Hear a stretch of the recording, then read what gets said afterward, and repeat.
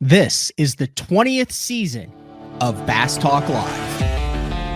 BTL is presented by Bass Cat Boats, Strike King Lures, Aftco, Pro Guide Batteries, Spro, Gamakatsu, The Bass Tank, Denali Rods, Beatdown Outdoors, and Sunline. BTL coming at you. Good evening, and welcome to another exciting edition of BTL Bass Talk Live, where we are going to talk about bass fishing, and I'll just get it out of the way right off the hopper. So the show's at 7:30 p.m. Central Time on Tuesday evening, September 10th, and I get a call approximately 20 minutes ago from a very befuddled Mark Jeffries, the founder of the Bass Zone and BTL, and he said, quote, "Have you been living under a rock?" And I said, well, what do you mean? I just got off the water, got the boat put up, was getting all the invitations set out for tonight's MLF MEGASHOW, where we're going to talk about their recent press release that hit the presses on September 6th, announcing the forward-facing sonar rules for 2025 from the high school all the way through the BPT level. And he said, dude, the debate. And I said, yeah, I guess I have been living under a rock. Now, I mean, listen, when I was in high school, I was a page in the Illinois House of Senate. I have gone to Washington, D.C. and talked to the legislators on behalf of 4-H and the 4-H club, Head, Heart, Hands, and Health. So I am fully committed into our democratic process. But yes, the show was booked, and we are doing the show on the night of the debate. So if you're catching the replay, not an issue. If you're catching it live, greatly appreciate all of you who are tuning in for it. So we did this on the Bass side when Bass announced all of their forward-facing sonar rules. And listen, this is not a negative or a positive.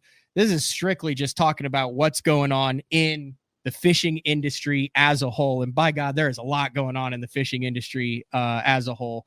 We had the president of the MPFL, Brad Fuller, on, who talked about his decision to completely go away from forward-facing technology in 2025 and his reasonings behind that. The major quote that came from that was it's a business decision.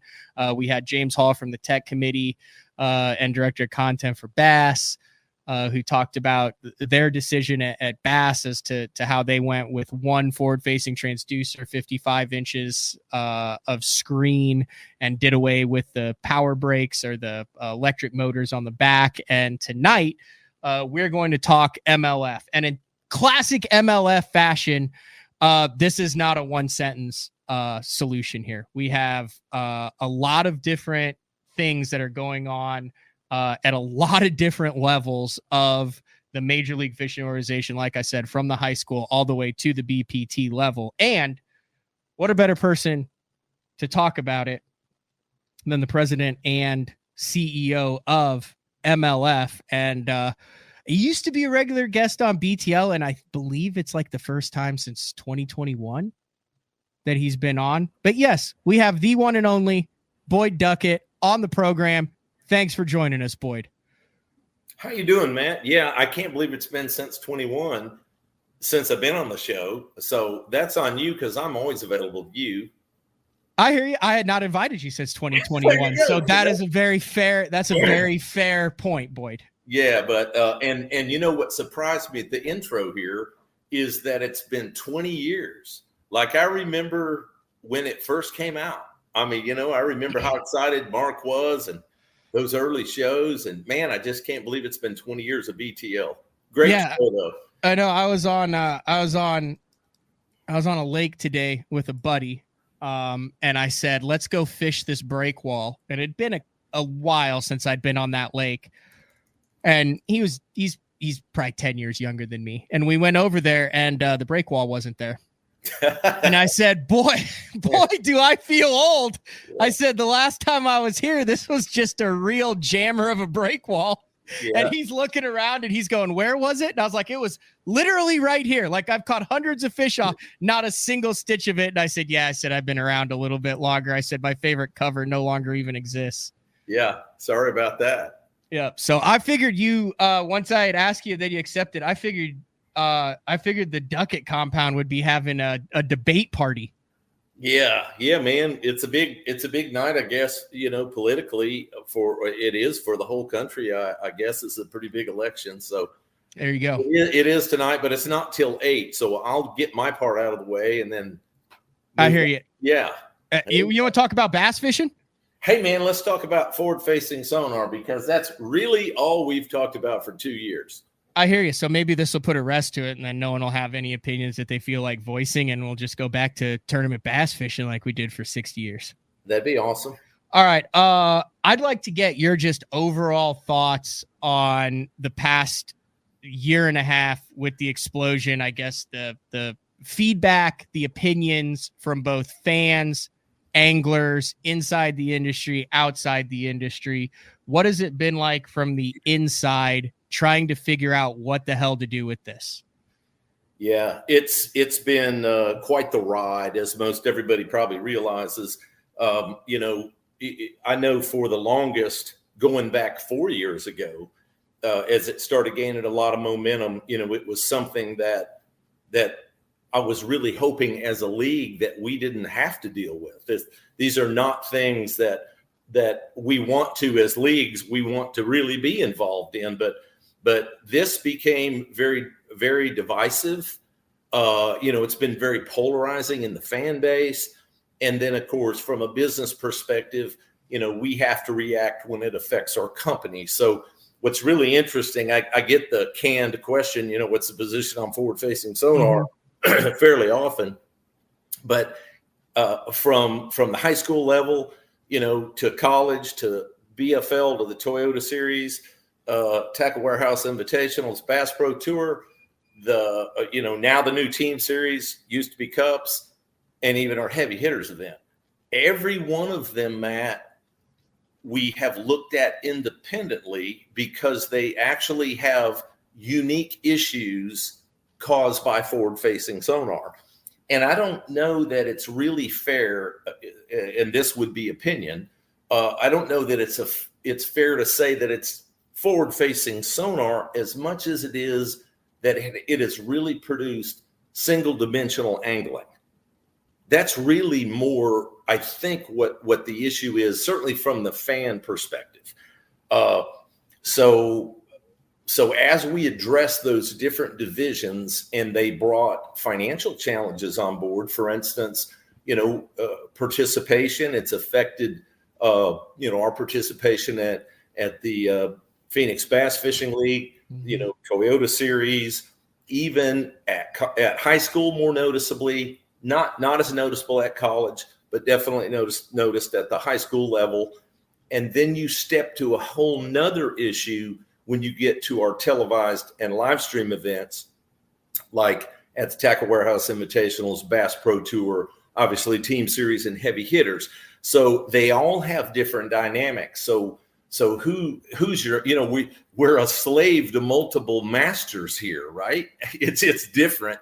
It's not, there is not a blanket answer because there's not a blanket problem. So specifically looking at Bass Pro Tour and even the Tackle Warehouse Invitationals, that's a fan issue.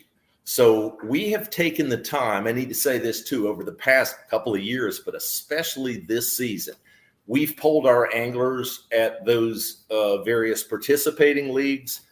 We've polled our fans. We've seen, the Bass fan had a poll out there. Heck, everybody's got a poll out there, about do you like it, don't like it. And it's very polarizing. And so trying to respond to that and find a way to incorporate it so that it is part of bass fishing, and so that it can somehow maybe find a way to fit in without changing the sport, right? That's really where we landed. So specifically Bass Pro Tour, and really our anglers at both Tackle Warehouse Invitationals and Bass Pro Tour, those weren't the heavy voice involved in this because, our pros are going to fish, like we all have for years, whatever the set of rules are, we're going to go out and compete. They don't have a choice, Boyd. They either have to agree with it or not fish. Yeah, that's right. But But we know what our goal for our pros are. Mhm. That's to have the largest media platform that they can, maximize their sponsorship value, which then turns into sponsorship revenue. And that takes fans, both our televised events and our live stream events. It's all about the fans. So at those two levels, it's really more of a fan reaction. So landing at Bass Pro Tour, because it's going to take a different conversation for every one of them. So I'll start at Bass Pro Tour. We landed where, and we're not anti-forward facing. It isn't that. And I don't know that all the fans are anti-forward facing. I think that they don't like to see single dimensional angling event over an event. And certainly diversity in the competition has always proved to be our greatest competitions. Through the Bass years, FLW years, Major League Fishing, all of them. When we see diversity from an offshore guy and Dean Rojas throwing a frog and Jake Wheeler out the middle, right? I tried to get Dean on tonight. He was going on vacation, apparently. Yeah. We'll Dean's got a good life. I want to be Dean when I grow up. Who doesn't? Yeah. But so that's what we wanted to accomplish here, and I think we've settled on that pretty well. Basically, forward facing and 360 will be included in one period per day, mm-hmm. and not allowed during the other two periods.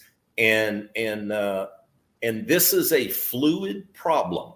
Okay. I don't know that we have it right. We think we have it right. Tons of hours and consideration and polls and digging and research has gone into the decision. But I will say that this is an issue as the years go on that we intend to be fluid about, with. But this is 2025. It's not going to be 3 tournaments in, and then it's going to be like, hey, on this event, we're going to let you guys use it all the time. You're going to give this a shot in 2025 and see how it plays out. That's right. This will be for all of 2025. Okay. Yep. Okay. So there's a lot of logistics questions, and I would imagine with the press release, as far as how are you going to do that? When is it? That's all stuff that is still being worked out on the table. But you did mention 360. Now, in the other two organizations, I believe 360 is still allowed in the NPFL. 360 was not included in the Bassmaster stuff. It was exclusively live forward facing. You're talking the Humminbird live stuff, the Garmin live stuff, and the Lowrance live stuff. What was the catalyst that included, and you are allowing 2 transducers for the period of use at the BPT, but what was the catalyst that made you include 360 into that group, considering that it was introduced in 2011, I believe? Yeah, I believe that's correct. And in 360, where it is today, probably is somewhere between a 2D down and a side image. It's probably somewhere between that and forward facing. But we were looking for a clean break. It's a huge advantage. It is. Mm-hmm. It is not 2D. It's not how we fished in the old days. But so that's one is where do you make the break? And we felt like 360 is also a tremendous electronic advantage. You could argue equal to or not equal to, but we certainly felt like it needed to be included. And then in addition to that, Matt, we are also setting rules that will manage what's coming. So, we currently have what is 360. We know that there's technology coming. Scary stuff. Yeah, that would be more in and around the 360. So we're trying to set what we believe is a permanent path. So this is the other question that I've heard. So Brad Fuller, NPFL, he said this was, quote, a business decision to ban forward-facing sonar. And the fact that I believe that we're including NPFL, or that I'm including NPFL in this decision in itself, speaks to the value of that decision to be included with the 2 big organizations with Bass and MLF.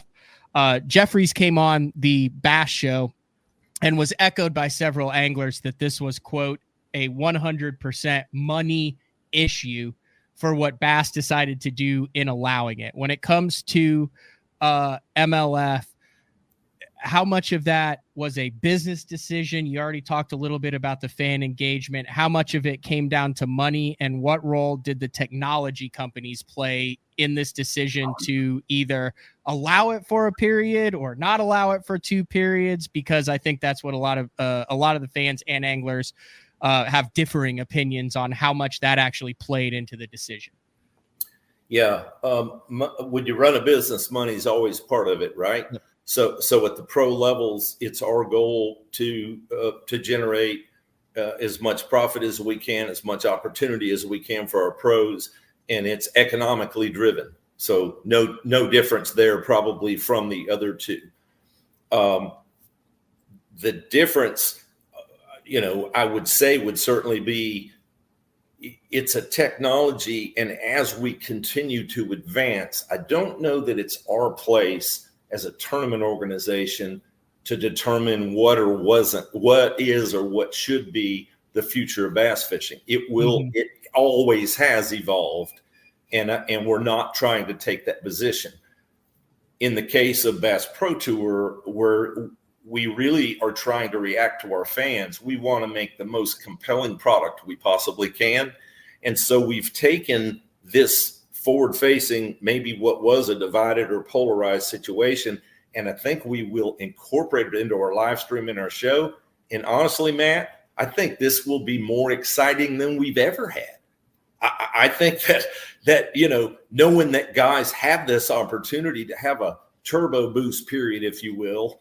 And we got Drew Gill waiting in the wings. I can't wait to. We also have Bobby Lane waiting in the wings, so I can't wait to get their opinions on this. But turbo boost period. Yeah, the turbo boost. The man's been on turbo boost for the last 12 months on the invitationals and BPT to the tune of about $500,000. Yeah, I hear you. But that's what drives it. It's trying, and our attempt was to find the balance where we incorporate this as we will try to incorporate other creations. And to answer the second half of your question, none of this has happened in a vacuum. Multiple meetings. I've been in meetings with the team, with sponsors, not just electronic sponsors, bait manufacturers. We have had the world involved in this. This has been a collective decision. Our electronics sponsors, we wouldn't have done it if we couldn't find. Hey, you don't have a solution until you've created something that works for everybody, right? Mm-hmm. And we believe that we'll be able to showcase their products, maybe even better than we did before, the way that we're airing it, but also opening up the use of all these other techniques that you're well aware of, that anglers have used for years, and the products that they require as well. So that's the attempt. I hope we've got it, but that was the purpose. All right. Can we go, there's 9 different levels with 9 different things. Can we go rapid fire and you can just hit the very highlights on it? I thought it was interesting. I think you guys have a hit on your hands with the team series. It is mentioned in here that heavy hitters and the team series, which I believe competes out of MLF boats. It says there will be no restrictions in that. Is that basically like you're going to give them a boat? Everyone's boat's going to be the same. Are those going to have forward facing and 360 on them, or are those events going to be non-forward facing and 360 just uniform? Yes, they will have all the equipment. Okay.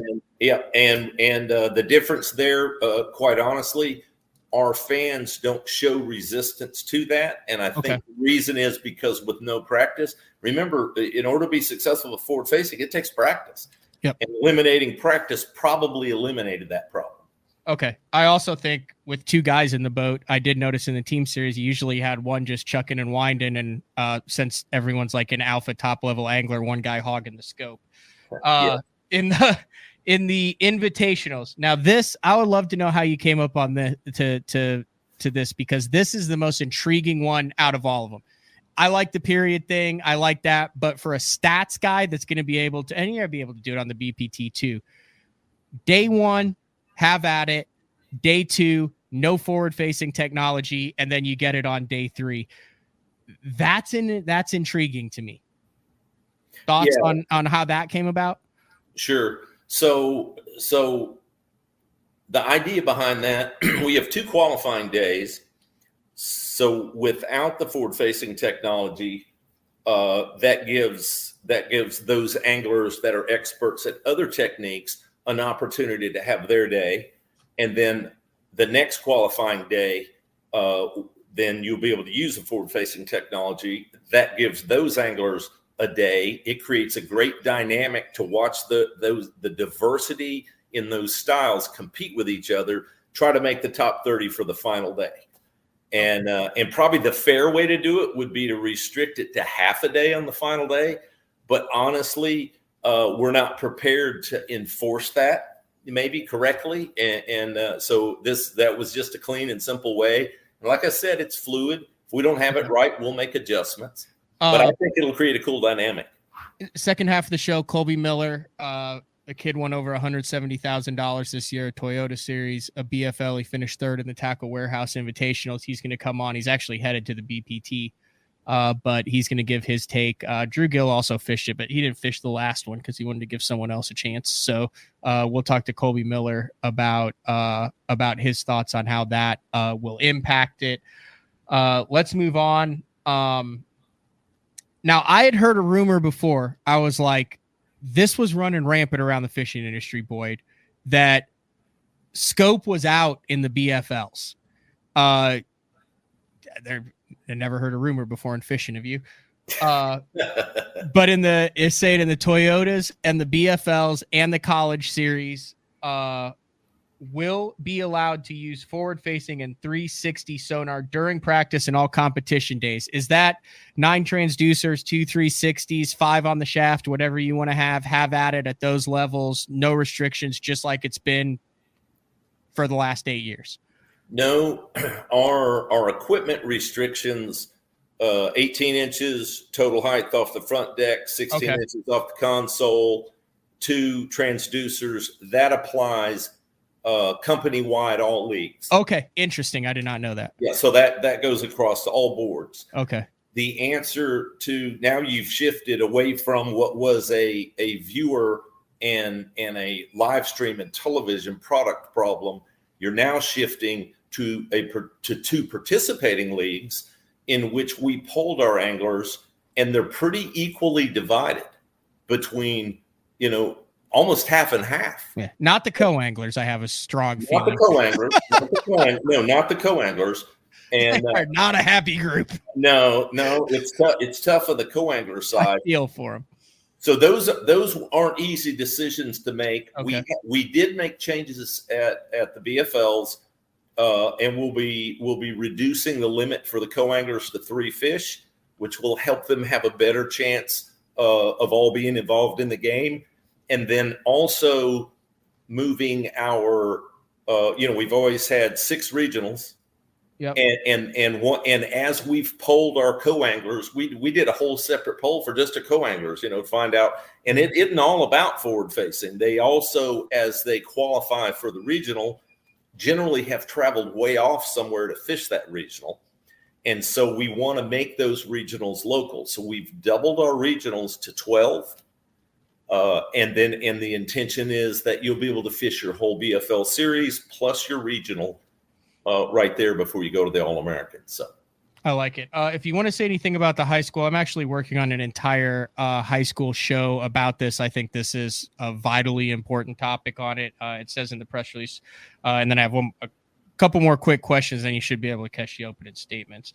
In order to create a more level playing field, and learning traditions, the use of forward-facing sonar and 360-degree sonar will not be allowed in the Abu Garcia High School fishing competition. Its use will not, however, be restricted during practice. So high school guys, no scope, no 360 during competition, but you can still hone your craft during practice. This is like I said, this is a show all into itself about skill level and financial disparity and all sorts of things that can go in there. Is that statement kind of speaks for itself? Anything else you want to add to that, Boyd? No, that's what's driving it. Yep. It's cost, for the high schools. I've got a 12-year-old now that just entered, high school fishing at the junior high level, middle school level, and trying to get boat captains and trying to have the kids feel like they can compete is one issue. And so, by not having to worry about whether or not, the boater or the captain has all the equipment and his kids still feel like they have an equal chance. That's one of the big drivers is cost.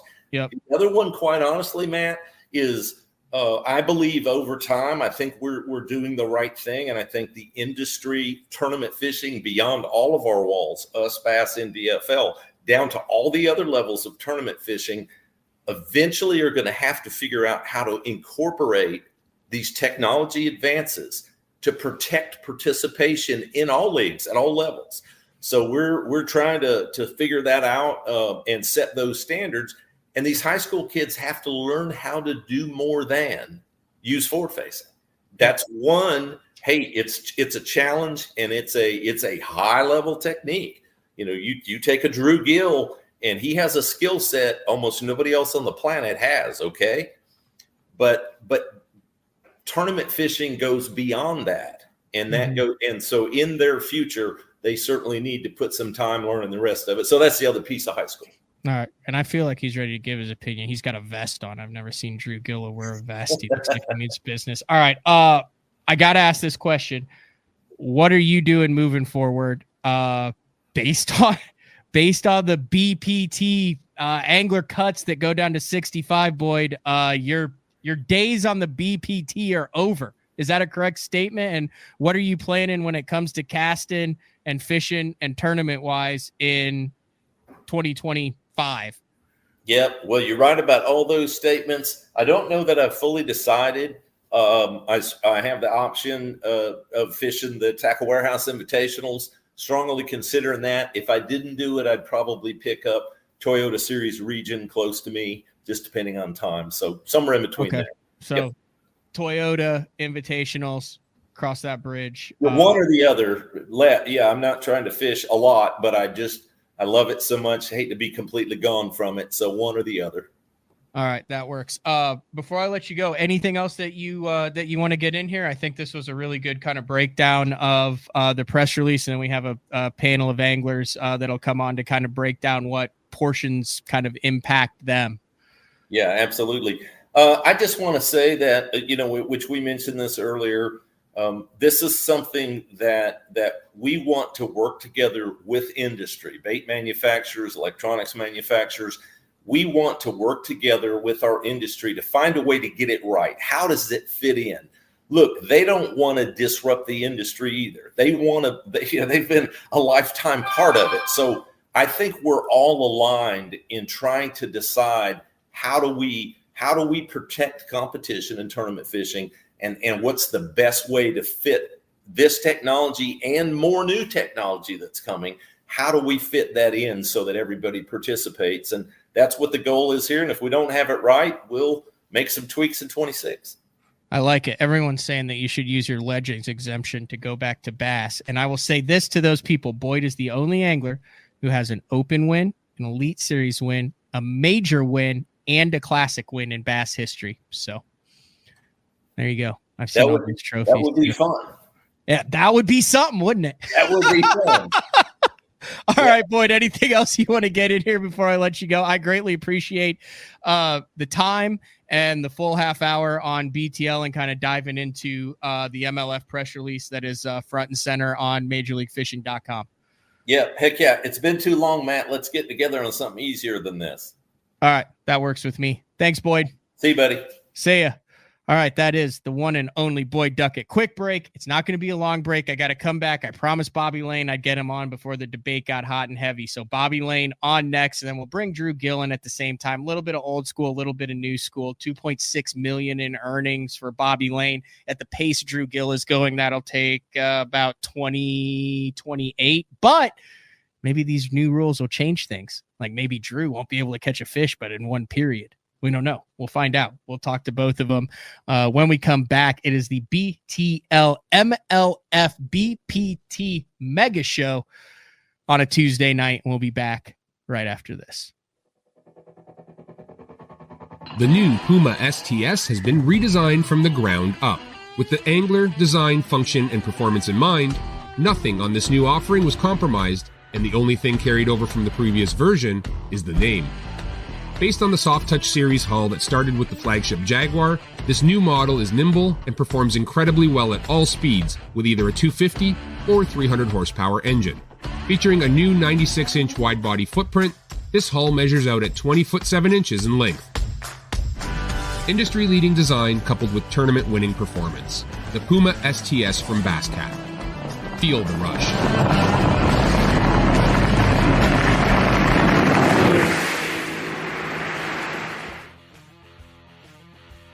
All right, we are back. Like I said, quick break. I also am like sweating like crazy. I meant to turn the air conditioning down, and I'm like 100% sure at this point that I completely turned it off in my house. But all right, let's get to the man, the myth, the legend. Redcrest champ, the first world champ, Elite Series champ, Open champ. Like I said, $2.6 million in earning, the one and only Bobby Lane, friend of BTL. Bobby, thanks for jumping on the show. Dude, thanks for having us. Oh, you had great service, and now you went out to your garage and you have like no service at all. I know you probably were in there. Everyone was watching the TV, but you're like completely frozen now. Bobby's gone. In that case, we're going to remove Bobby and we'll just bring Drew Gill in. Oh, you are wearing a vest. I wasn't sure. Oh, yeah, Bobby's back. Oh, look, we got Drew and Bobby now. We got you now, Bobby? Yeah, man. I'm gonna all right, do sorry, my you best. froze on me, so I brought in Drew Gill. Drew Gill, thanks for jumping on BTL. Bobby, thanks for jumping on BTL. All right, we got to go with the elder statesman here. Let's talk about Bobby Lane. You heard Boyd Duckett on. You saw the press release. You're a dude that won the inaugural MLF. You fished MLF before. You were an Elite Series pro. Then you're a BPT pro. You came back. You fished the Opens. You missed it by a spot to change the course of history. You're back on the BPT. What are your thoughts on all this stuff, dude? Like, you have a unique perspective to speak on all of this headed forward into 2025. Oh, no, he's frozen again. We need to go back to wherever you were in the living room. The Lord works. Oh, no. All right. You got to get close to the router. Can you hear me now? Jeffrey. Yeah, I got you now. All right, I got to stand in the door. But yeah, dude, honestly, I think the Lord works in mysterious ways, man. It was a journey I've been down the past few years. Let's face it. I won the Red Crest, and then I went and did some Opens, and I didn't make it. You know, I missed it by one, and then I came back to the Bass Pro Tour, and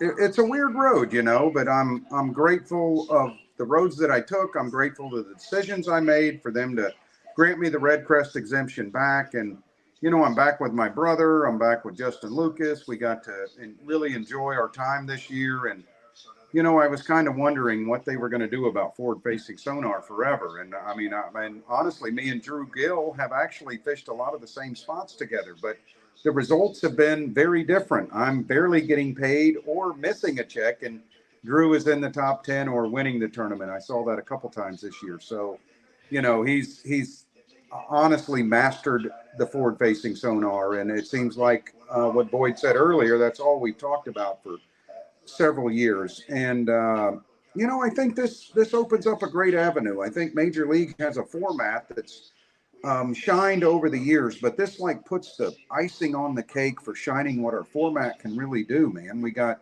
you know, 3 periods, and we have 2 breaks, and then we go lines out. There's not a weigh in. There's, you know, a decent takeoff, but, you know, we really, wherever we end up, we don't have to come back to a weigh-in. So I love that aspect of it, but I also love the fact that we can, you know, use our format to make what's best for forward-facing sonar. And I agree. I don't think banning it is the right thing at all. I think, you know, kind of to me, the best scenario is baseball and golf. When you play the AAA league, you're allowed aluminum bat. And when you go to the major leagues, you're allowed a wooden bat only.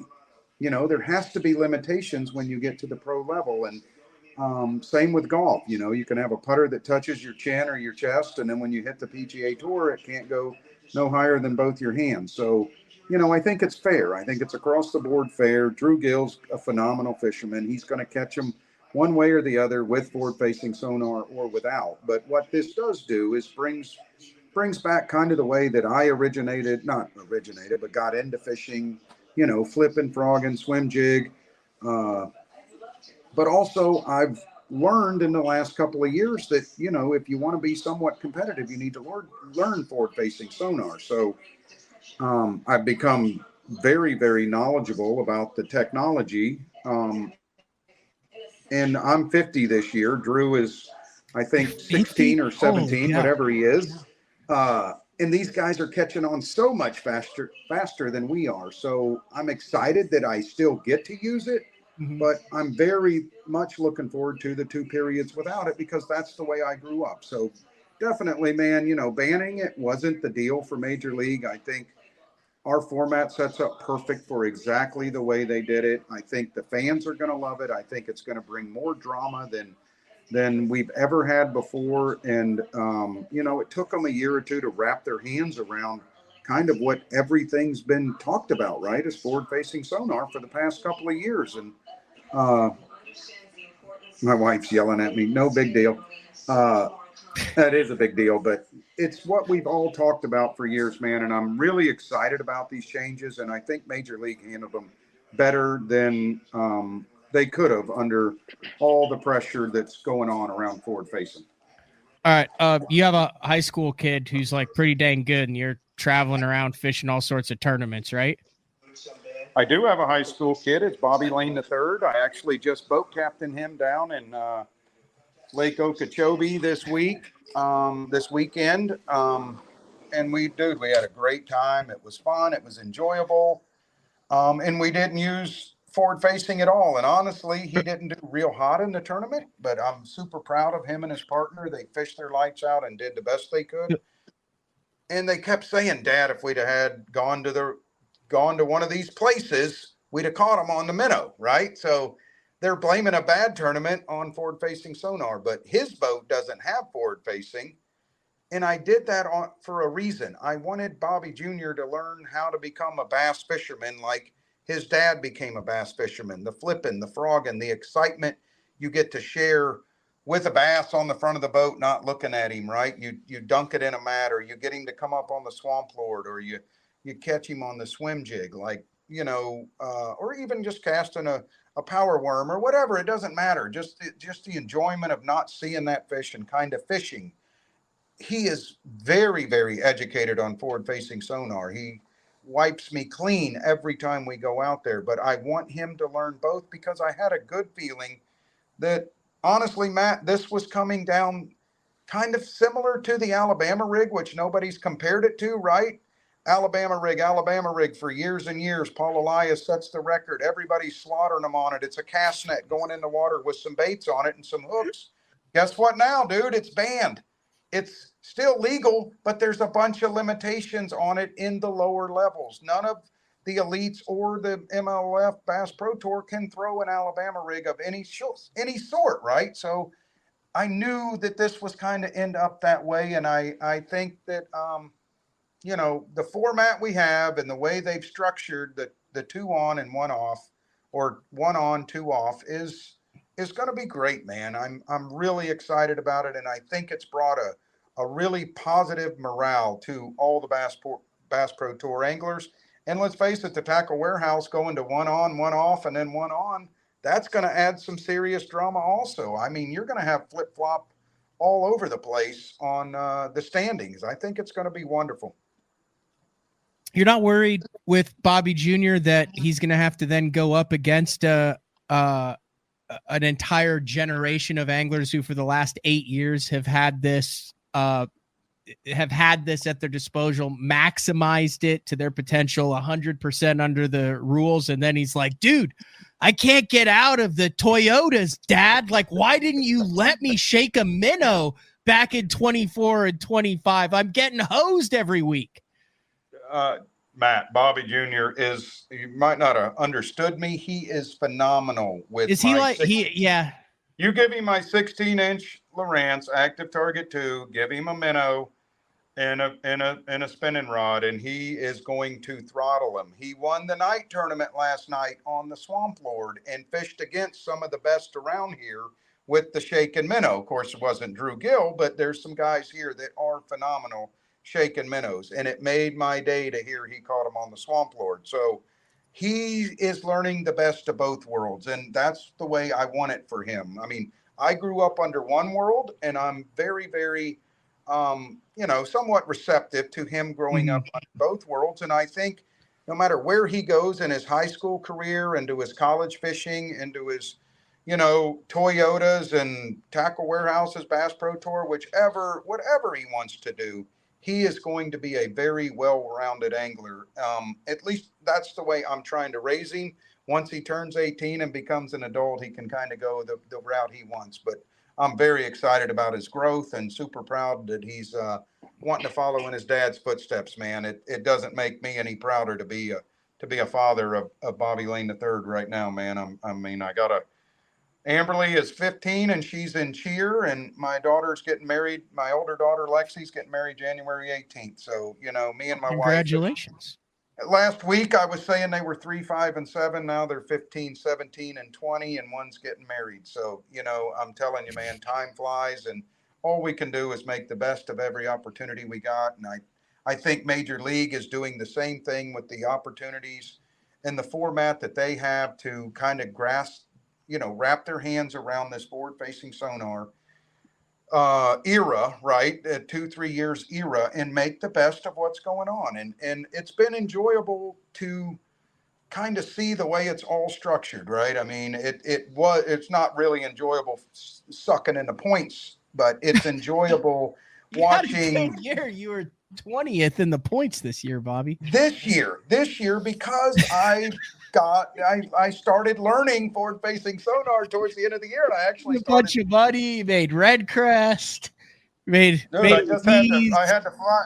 Yeah, I made heavy hitters, Red Crest, both team events. I really focused, but you know what? Like some of those events, I didn't literally catch them on the jig head minnow, but I used my forward-facing sonar to find structure on the bottom, not necessarily watch the fish come out and eat it, but dude, find a rock pile, find a stump, find a grass patch that's isolated somewhere. And that's what made the difference for me, was using it, but maybe not casting to catch the fish on the minnow or the jerk bait or whatever, just, using it to do the best I can. And I've learned a lot about it. I'm not saying I'm good at all, but I'd say I'm well above the 50% and want to learn more about it. And hey, they're not restricting it, right? We get it during all of practice. We get it the first day. We have to decide which period we're going to use it in before the break starts. So you can use it first, second, or third. We have to declare which one we want to use it in.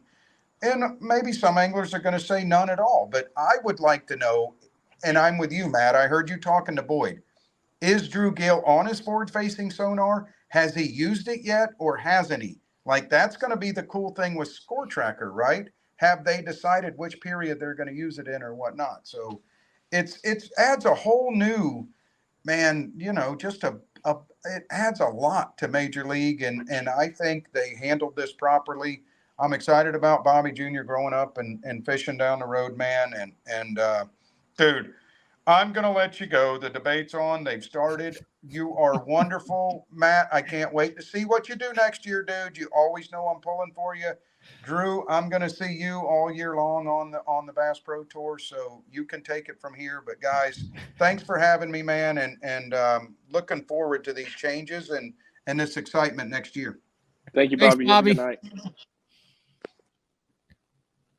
All right, Drew, how do you want to unpack that? Because, I mean, that's a dude who's been there. He's done that. He's seen it all. But also, if I'm Drew Gill, who's had this thing since I started fishing, who's now saying, man, the thing that I've made, that I've hung my hat in, and I'm not saying a thing because you can look at it as a technology, a technique, or whatever.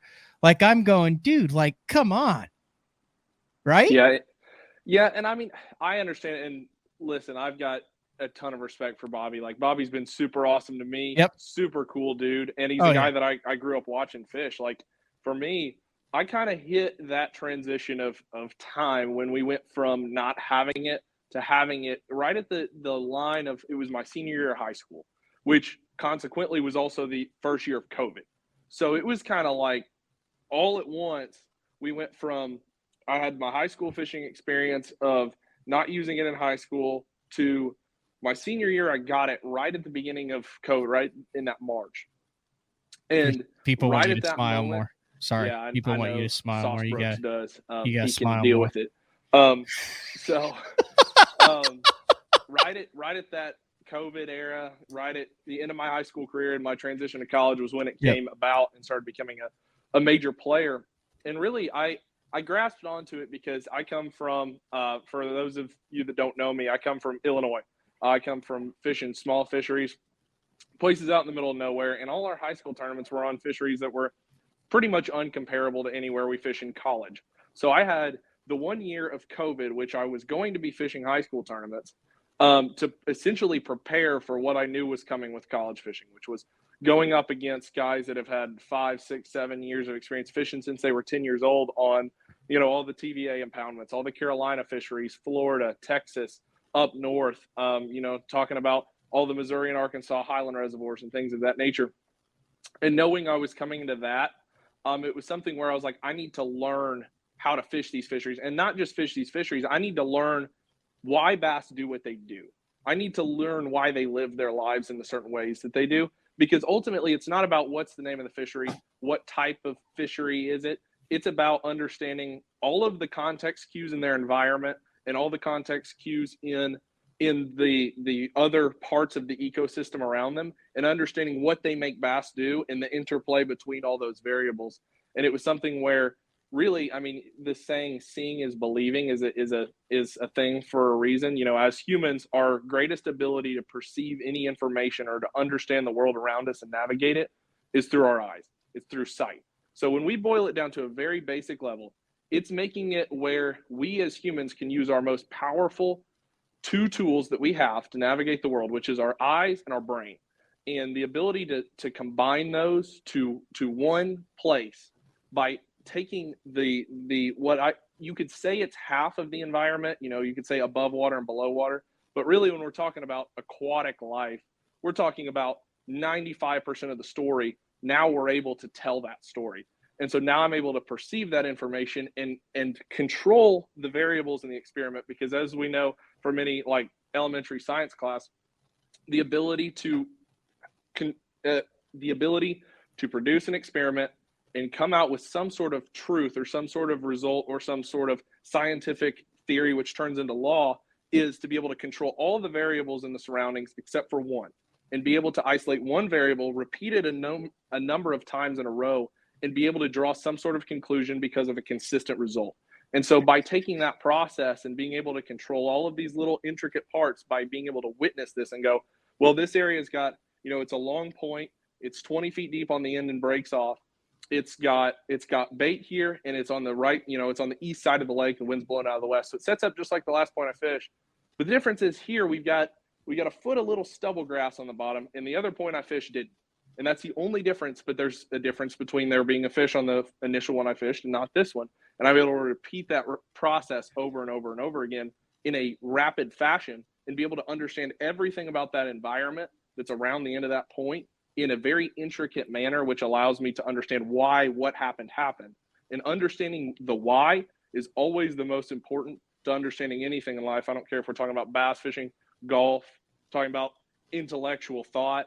Anything we want to understand in life comes down to why, and being able to isolate that why successfully to gain some sort of absolute truth was the fastest way for me to learn and acquire all of these little nuggets of information that work together to where I could go from being that Midwestern kid that fished little lakes in the middle of nowhere to being somebody that was, you know, I'd go to a college tournament on Gunnersville and people would go, oh, watch out for this guy. He's had experience on similar fisheries and done really well, and show up and been able to be the kind of individual they could bet on to do well in a certain tournament.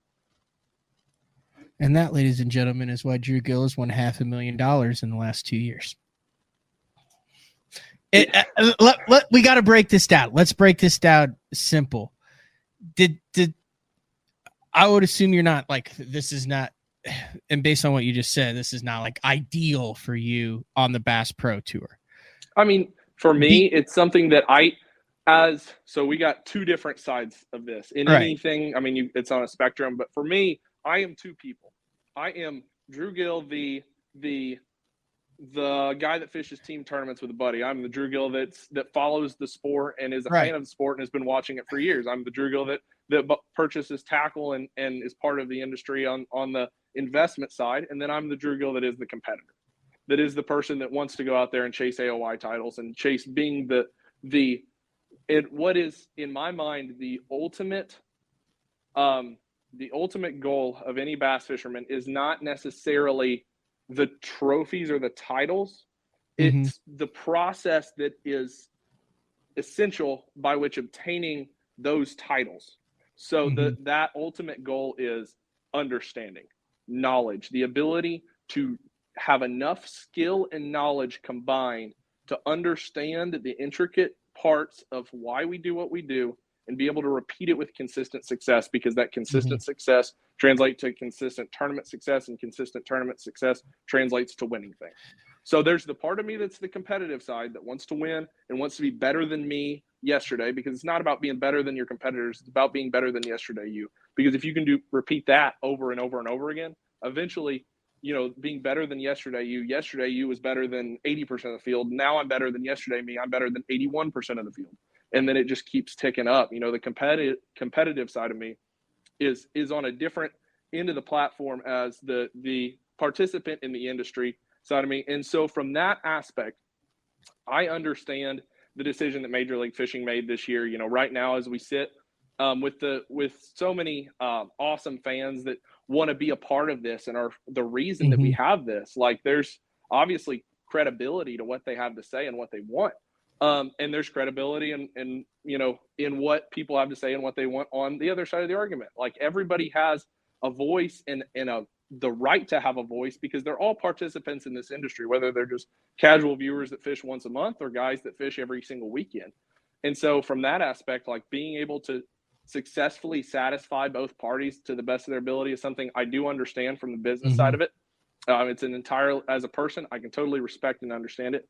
As a competitor, I do hate to see it, because what we've created in the last 3 years, in my opinion, has been we've been able to take bass fishing in the art and the passion and the super enjoyable outdoor experience that we all get to partake in, and we've been able to transition it where at the very top level of the sport, if you look at it from a statistic standpoint, we've been able to take it from an awesome endeavor, an awesome living, something that's a super exciting thing to be a part of, and transition it effectively to being statistically much more like a major sport, because we're creating a disparity between the very top and the very bottom of the top levels. We're creating a level of consistency required to win titles and to win tournaments. And we're creating an objectivity to truth, because we're making it where, the single dimensional angling thing, the reason that it's single dimensional by the end of a tournament is because there is an objective truth in that fishery at that time. And going about it in a certain manner leads you to the objectivity of that truth. There is a right answer. With anything in life, there's a right answer. There's going to be something that's more right than everything else, because right does not mean I caught a bass. Right means I'm on the best population or the most catchable population in the lake. And there's an objectivity to that. And you didn't see that prior, because the learning process and the development process and the on the water minute by minute adjustment process was just too long. And it was unisolatable. You couldn't control the variables in the intricate manner you can now. And so people were able to be right more often while being a little bit wrong, because the bar oftentimes, you look across the board, total weight caught, total limits caught. You look at total weight to win a lot of tournaments in the what I'd call the medium era, not the back when our fisheries were really, really good, the late 90s, early 2000s, where everything was just popping. When you talk about the last 4 or 5 years before the advent of the technology coming about, you saw a time where inconsistency in angler of the year status and things like that was possible, because of the fact that the bar for what it took to be at the top of the tournament or the top of your circuit was a little bit lower. and it was one where failure was a part of everybody's season. When you talk about AOYs being one, people were able to have a bad tournament or two and win AOY. And anymore, that just doesn't seem to be the case because of the consistency level that it's brought to the sport, which is something as a competitor I like to see. I like knowing for a fact that the angler that went out with the best approach and was on the best population in the lake the whole time and was the most perfect in execution. When I talk about this, in my mind, I envision like the choreography of a dance routine, like the ability to design it into certain specifications to evoke a certain emotion, and then the people on the floor actually be able to go out and complete this entire movement for a purpose and to get to that end result, absolutely taking the steps perfectly as they should, the spins, the twirls, the flips, what have you, and performing it to perfection. Like as a competitor, I want perfection to be what's necessary to win. And without the ability to see in any length of time, whether that be for 15 minutes or 5 hours, without the ability to see at all times, perfection is not what it takes to win. What it takes to win is outpacing the competitors, which is the winner of the event. Like regardless, that's an impressive feat. But what's most impressive to me as an individual, because ultimately what it comes down to is what happens between my trolling motor and my Mercury, is what I can do. And as a competitor, I want what's necessary to win to be absolute perfection, understanding of the pattern to the utmost detail, the fishery to the utmost detail, even in the areas you're not even using at that time, and the actual approach to the fish and the approach to what we'll call the shot in utmost detail. The ability to define it very strategically and be able to go out and recite it in the tournament effectively and execute. And that's something we've seen play out over the last few years, where individuals have had their T's crossed and their I's dotted. And you've seen techniques be 8 or 9 out of the top 10 anglers fishing that tournament, or 10 out of 10, all doing the same thing. You've seen over and over again, you've seen the same, Jacob Wheeler, Connell, you see winning streaks that Becker, and you talk about Chris Johnston and Patrick Walters, and guys that have just been really, really dialed, that have gone out and consistently dominated the field. And when we talk about the disparity between skill and luck, they're totally separate entities. They're on two ends of the spectrum. When you increase skill, you decrease luck. And when you increase luck, you decrease skill. And you're separating those two things. Not saying that there's anything wrong with going out and fun fishing and going out and enjoying your day and with a buddy, going out and enjoying the mystery of bass fishing and the art of not knowing what's going to happen next. That is an integral part to our sport. And it's something that has made it what it is. But on the competitive side of it, you want skill to be at its utmost, because you want to make it where, and this is where it gets tricky, because this is where we start to talk about the difference between competition for competition's sake and competition for viewership's sake. Because when we talk about what is required to get on the utmost side of skill, we're talking about uniformity. Uniformity creates a single dimension, and a single dimension creates a product that looks the same to the viewer over and over and over again. Because if objective truth is required to do well consistently, then you're going to have, instead of having 28 right answers in a season, because ultimately a lot of those answers that we had for a long time were about not necessarily approaching the bass itself, but approaching the environment. A bass is a simple creature in a complex environment. It's not a complex creature. And we've been able to isolate that fact. I feel like they're fairly complex. They react to their environment at in least a complex for me manner because the environment. I think they're smart. I kind of think some of them are pretty smart, but I'm not saying they're not smart, but they're simple. At least for me, they are. They're simple and smart are two different things. Simple is a bass in the same environment, in the same type of situation, same time of year, with all of those variables held constant, a bass will respond to them in the same way every time. If you have all of those, and if they didn't, because there's a variable you haven't assessed. Because those variables are what makes a bass do what it does. Bass are not anywhere near as autonomous as human beings are. They don't have hopes and dreams and goals. They have survival and procreation. And as long as they can fulfill those two goals, they're happy. They're going in a direction. Sounds and like so most of my buddies from college. What? I said that sounds like most of my buddies from college, survival and procreation. And that's just how they live their lives. And so due to the fact that they are a simple creature in a complex environment, now that we can assess the environment in a consistent manner, and we can correctly organize the experiment in a way that we can reproduce these consequences, we make it where we're just appealing to the fish, not appealing to the environment anymore, because we can control the environment with our eyes. And it makes it where there are 6 to 8 right answers, in terms of appealing to a bass in a certain situation. Across the entire year, there may only be 6 to 8 right answers in a tournament season, because a lot of the time you don't have 9 tournaments. You have 4 tournaments in 4 different situations, but you have blocks of 2 tournaments that fall in the exact same situation on a very similar type of fishery at a time. And so you end up across the season seeing 4 tournaments fished on 9 different fisheries, because of the fact that they kind of get lumped together due to the chasing north of the season. And so what happens is you do end up with a uniformity. You end up with we'll call a single dimension, because oftentimes there is an objective truth. Now, I'm not saying that in a certain fishery at a certain time is there only one bait that could be objectively right, but there will be one deal that will be objectively right, and there will be 2 or 3 major deals in the lake at a time. So there might be 2 or 3 answers to it, but it's not 8 answers. You aren't going to have Dean Rojas throwing a frog in the same tournament that Jacob Wheeler's fishing offshore, that Stephen Browning's throwing a chatterbait, that Takehiro's throwing a square bill, that Boom Boom's throwing a big swim bait. It's just not going to happen, because if you have objectivity to your truth, if you have to be perfect, that's not possible.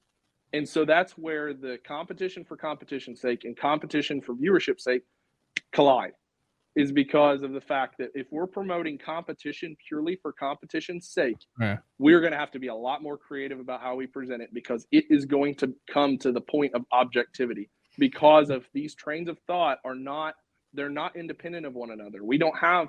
But I think Boyd said that it was. I think Boyd said that the fans and the listeners and the viewers played a part in it. I mean, he agreed that it was a business and that had something to do with it.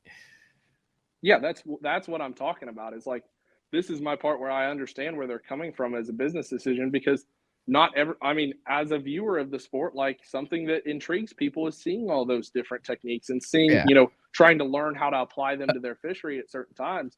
But we're quickly discovering that a lot of times that diversity that we once kind of created in our minds doesn't actually exist. Because now that's on the competitive side. Fun fishing, that diversity always exists, because in fun fishing, the rule is if I catch a bass, it's worth doing. And there's some times where you go fish a certain. But doesn't this kind of put it back into the competitive side? I think there might be someone named Justin Lucas who'd agree that might put it back into the competitive side then. What's up, Justin? That's how you're bringing me in? Yeah, well, I'm still trying to digest the Drew Gill manifesto. Justin? The Drew Gill manifesto. I've been listening. I've been trying to keep up. I've written keywords down my way through high school, so this is tough for me. So here's why I brought Justin in. So we had Bobby Lane, then we had Drew Gill. Just as someone who follows the sport, I put you in between a Drew Gill and a Bobby Lane. You like the old school, you're proficient at it. I've also seen you cash quite a few checks looking down and shaking a spinning rod. Is that a fair assessment, Justin? Yeah, I think I'm right in the middle of my career. And I got started, obviously, before forward-facing sonar, but with it coming out, say, 4 years ago now, it was summer 2020 when it really took off. I've spent, I would say, fair to say, a third or a little less, a quarter of my career. This is my 15th season. So I've spent between a third and a quarter using forward-facing sonar now. So is it fair to say that you could listen to what Bobby Lane said and say, dude, I 100% relate and agree with that? And then you could listen to what Drew Gill just said and say, dude, I 100% agree and relate to that as well? I'm 100% agree. I definitely agree with both sides. I get both sides. I feel like I'm in the weirdest spot because I have a lot of fun with it. I enjoy using it. I've made plenty of good finishes, 1-2 smallmouth tournaments with it. Like I've had it, it's been a big part of my success over the last 4 years, no doubt. This year, caught the biggest bag of my life with it, at Santee Cooper. Oh yeah, you had like a 5 for 45 or so, or 6 for 90 pounds, or what was it? It was 5 for 37 something, 6 for 42 something.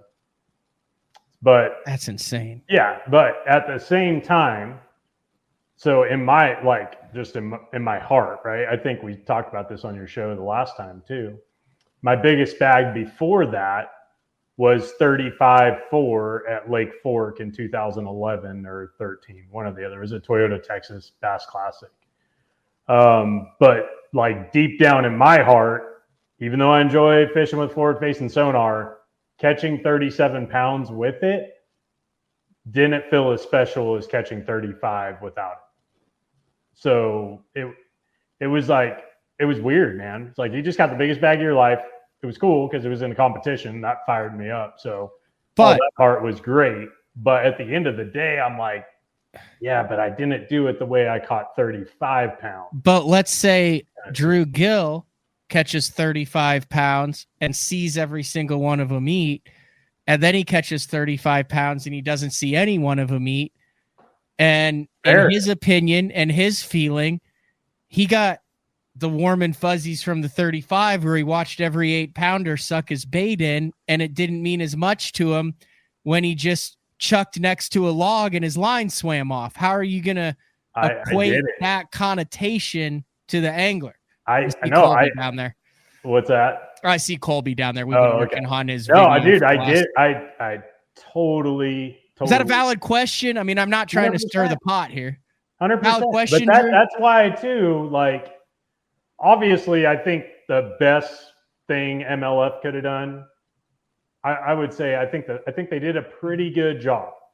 I think the best thing they could have done would have been 50-50 if they could have managed that.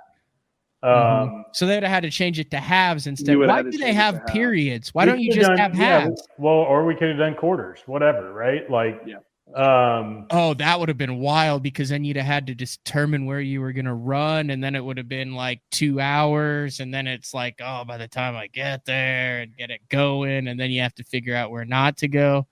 I get both sides. Are you not on some advisory board that could have brought this up 6 months ago, Justin? No, I got off all that years ago. That was bad for me. I knew you were smart. I did that for 1 year, and that was not good. Okay. So I got off of that. So yeah, I mean that could be a 2026 tweak coming, but interesting. Yeah, I mean, I think 50. I think the Tackle Warehouse really, like that final day, if they could have figured out a way to do it 50-50 that day. And Boyd, I believe the way we talked about it, that might be coming in 26 or down 4. That's a technology issue, I think, not so much as, hey, we want them to have it for 2/3 of the day. Yeah, I mean, I think that would be great. I'm all for it. I'm right in the middle, dude. I get Drew's side, I get all the young guys' side, and I get Bobby's side too. It's tough. But I do think MLF did close to the best job at coming up with a compromise, coming up with that middle ground, meeting everybody in the spot that they're at. And honestly, sorry. Go ahead, Drew. You're good. I was going to say, honestly, my major, most of my quarrels with some of the decisions obviously for me as Bass Pro Tour angler, like, I care about what happens to me personally and the way I do my job, but that's they got to do what they got to do as a business to do what they feel like they can promote viewership with the best. So that's an decision as a person I can understand, but also, like, for me, honestly, the two places that I have some of the most major quarrels with it aren't the Bass Pro Tour. It's in my opinion, the unpoliceability of it at the invitationals the second day. If you can make it policeable, then that's a decision that they're entirely entitled to make. But I don't think that's something that's policeable with POV cameras, personally. Yeah, I heard the TAA from some guys that fished it did a good. They had some little contraption or whatever that they used. I don't know. I wasn't there. I didn't fish it, but Yeah, they had the lockout system, did they not, where they could lock people out of their transducers? That, or they had maybe a certain color cap on that if the seal was broken that day, I don't actually know. I can't compete. Maybe Matt knows. Wow. I can't comment. But I don't feel, is that because from our meeting, from what I perceived, is the cap over our transducer or is it over a wire? I think it's over the connection to the box. We'll bring Colby Miller in here was, too for this. He might know some of these third place invitationals. Colby Miller, makes sense. I UPT. I guess I don't really know how the Toyota implementation works. this year, like and the other, 107,000. if it was just police by POV cameras and people around you can't tell if you're looking at 2D or live scope unless they're up close. If they're up close, they can see how you're casting and how you're approaching what you're doing. But at a distance, they can't tell. And the other thing is, by math, if you have 150 anglers producing 8 hours of footage a day for 7 tournaments in the year, you're producing 350 full 24-hour days worth of footage. And even if one of those days slips through the cracks that somebody used it and shouldn't have, like that would deter me as an angler from competing if I felt like it wasn't entirely enforceable. Because what you're doing is it's unenforceable rules, as we all know, are a way to harm the people that want to do it the right way, and it encourages people that don't. Because what happens with the Sorry, jack my potters, son's walking by in his underwear back here. Good Lord. what happens with the jack potters, that their consequences, I've seen you do that. I'm sorry, Drew. Yeah, no, I'm with Drew. I think that the no point of view to them, because they can, if they get away with it, great, and if they don't, no big deal. They don't fish a tournament ever again, but there's no guarantee a tournament ever comes. Colby Miller in the bottom left. Thanks for jumping on BTL. We finally got the camera stuff worked out. Yeah, thanks for having me. Okay, so Drew and Justin brought up some questions. You finished third in the invitationals this year. You're on to greener pastures with the BPT next year. Have you heard of anything on how some of those, enforcement, any of that stuff is going to take place next year? Or like Boyd said, this is what it comes down to. Boyd had the press release. He said at the beginning, boys, we're still working on some logistics here, but we're going to make it happen. We're going to make it happen the best we can. I think that could be where the angler input really comes in. Fair assessment, Colby? Yeah, I mean, it's like Drew said. Yeah, we had the meeting the other day, and I mean, I'm the new guy to the ball game, so I'm just sitting back and like taking it all in, obviously. But yeah, it's definitely going to be a change, man. For me, this year, majority of my success was staring at a screen, and like most guys say when they stare at a screen, like they're out in the middle chasing a single fish or whatever. Like I'm more the kind of guy, like I like to fish. I like to see an actual structure. Like I want to cast at wood. I want to cast at wood. I mean, wood or rock, So yes, don't get me wrong. I like getting out in the middle of nowhere and casting at singles as well. But for me personally, like I would rather fish some sort of structure when I'm scoping. So, taking it away, it's gonna throw a curveball, but at the same time, like I grew up fishing structure. Without it, it didn't really come into my life until 2021, and like obviously, yeah, I've gotten better since then using it. But we're all gonna be sponsored by a marker buoy company next year, dude. Yeah. There is some guy out there that's like the second coming. Yeah.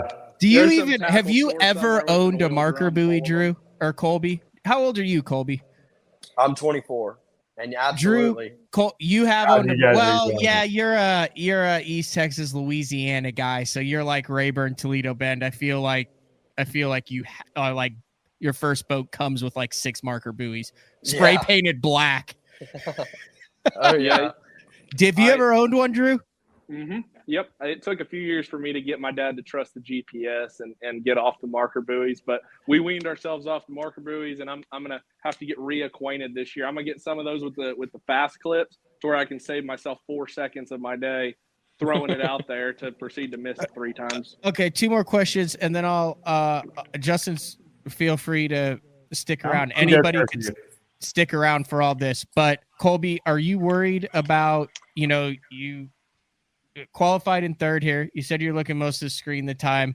Now you're headed to the BPT. You're competing against Justin Lucas. You're competing against Jacob Wheeler, who I just brought into the show to chat. Are you concerned about, man, 2/3 of my time next year I won't be able to use this, or is it something that you're looking forward to, or a challenge that you're looking to tackle? Yeah, definitely looking to challenge it. Like I said, it's going to be a learning curve, starting with practice. Like, how do I practice for only getting to use forward facing sonar for, one period of the day? It's going to be definitely going to be a curveball starting off, like I said, with practice. But hey, we all got to start somewhere, and I'm ready to jump on it and see how it goes. Yeah, you picked a wild time to make it to the big leagues. Yeah. It'll be just fine. Let me ask Drew the same question there. Are you concerned at all? Like, I'll be dead honest about like the future of your career. I mean, you are, lack of a better term, a savant at this. You were literally ranked #1 by a panel of experts. And we all know that the Bass Talk Live's list of top 10s is in, I mean, you can't disagree with that. You're the #1 guy in the world, Drew. And now 2/3 of that is out for you. Yeah, and to be honest, as we know as anglers, and as anybody that fishes at any consistent basis knows, is that a lot of what this technology has gained us as anglers is a very deep, rich understanding of what bass do and how they live their lives, which means that, having it for the entirety of practice and having it for 2.5 hours of every day, which is 7.5, or sorry, not 7.5. We got 5 hours essentially in the qualifying round, which is kind of the round where you build your strategy for the rest of the week. If I've got 5 hours to build my strategy on a fishery that I've spent 3 days dialing in prior, you give me 5 hours to determine how to attack it for the rest of the week. Give me, 5 different days of using it over that period of time in different conditions to understand what I want to do. It's something where you can still build a very detailed assessment of what you're going to spend the rest of the week doing and how you're going to do it. The only problem is your ability to go out and approach a population in a very detailed or intricate manner goes down, because you can't, the 2/3 of the day that you're not using it, you can't approach each individual opportunity in a precise manner. Meaning, like, this is like if you were to try and go duck hunting and put a call up and blindfold yourself and just start calling. Like, you're going to start calling and calling and calling and hope something lands. But ultimately, your only hope is you start calling and you open your blindfold to see if there's birds on the water or not. Versus reading their behavior, reading the way that they fly and the way they move to try and pull as many as possible, which is a very hard to develop skill. And it's something that's not, when we say hard to develop skill, we're not talking about the fact to do it once right. It's the ability to do it right at a percentage of time that is uncanny, something that very few individuals in the world are capable of doing. That's a curated skill, and that's a skill that we've spent a lot of time trying to develop. In terms of, like, you've got two parts of it. One I still think is bigger than the other, which is 80% understanding the fish, understanding what they do, understanding what those variables make them do. And then there's the 20% that is the actual approach, the ability to choreograph an opportunity, which is the way I like to put it. That's the way I always put it, is the ability to approach an opportunity, set up that opportunity to the best of your ability, hit it with the technique that is maximally efficient, and then read that fish's body language to manipulate it into biting, into making it choose that it wants to engage with this fake food that you've offered it. And being able to do that effectively and to the maximum potential is something that's a very curated talent on top of that understanding that I think we're losing a little bit of, and not I think it's objective that we are losing of the 2 periods of the day that we can't curate that. Now, that being said, that is a skill and that is a talent that we as anglers, I'm putting it on us too, and as the industry have not always done the best job at demonstrating, because of the fact that as competitive anglers, we're always looking for an advantage. We're always looking to be on the front side of things, which means as anglers, there's going to be a lot of times where we end up a couple, what I'd say probably 2 years ahead of the general public in a lot of things. And it's something where you can't really bring everybody into the fold effectively with your media coverage as well as you can if you were able to be in the boat personally with all of these people. And it's just not possible. which is something from their side I totally understand. Like, you can't bring everybody full circle by yourself. It's something that takes time. It takes people utilizing this and understanding it and understanding what fish actually do. And it's something we can't curate for anybody. They have to go out and curate it for themselves. So from that aspect of it, like ending up, this is not even the war on forward-facing sonar. It's the war on offshore spinning rod fishing, and how that, it a lot of times, especially in the every fish counts format, it becomes an offshore. I mean, how many tournaments did we have this year that got one offshore on a spinning rod? I don't know. We can't wait, Drew. We can't leave the 3-time BPT Angler of the Year waiting here. We got to bring in. We got to announce Wheeler though. What's up, Jacob? What about it, guys? How much of this have you been listening to, and how much of this have you been at the vet? Gosh dang! So my dog Bradley, he's 12 years old, and he bit his tongue when he was right. He bit his tongue pretty hard when he was running after the side-by-side. So I've listened to about most all of it. He's all good. He's back home, so we're all good. But it was definitely an eventful night.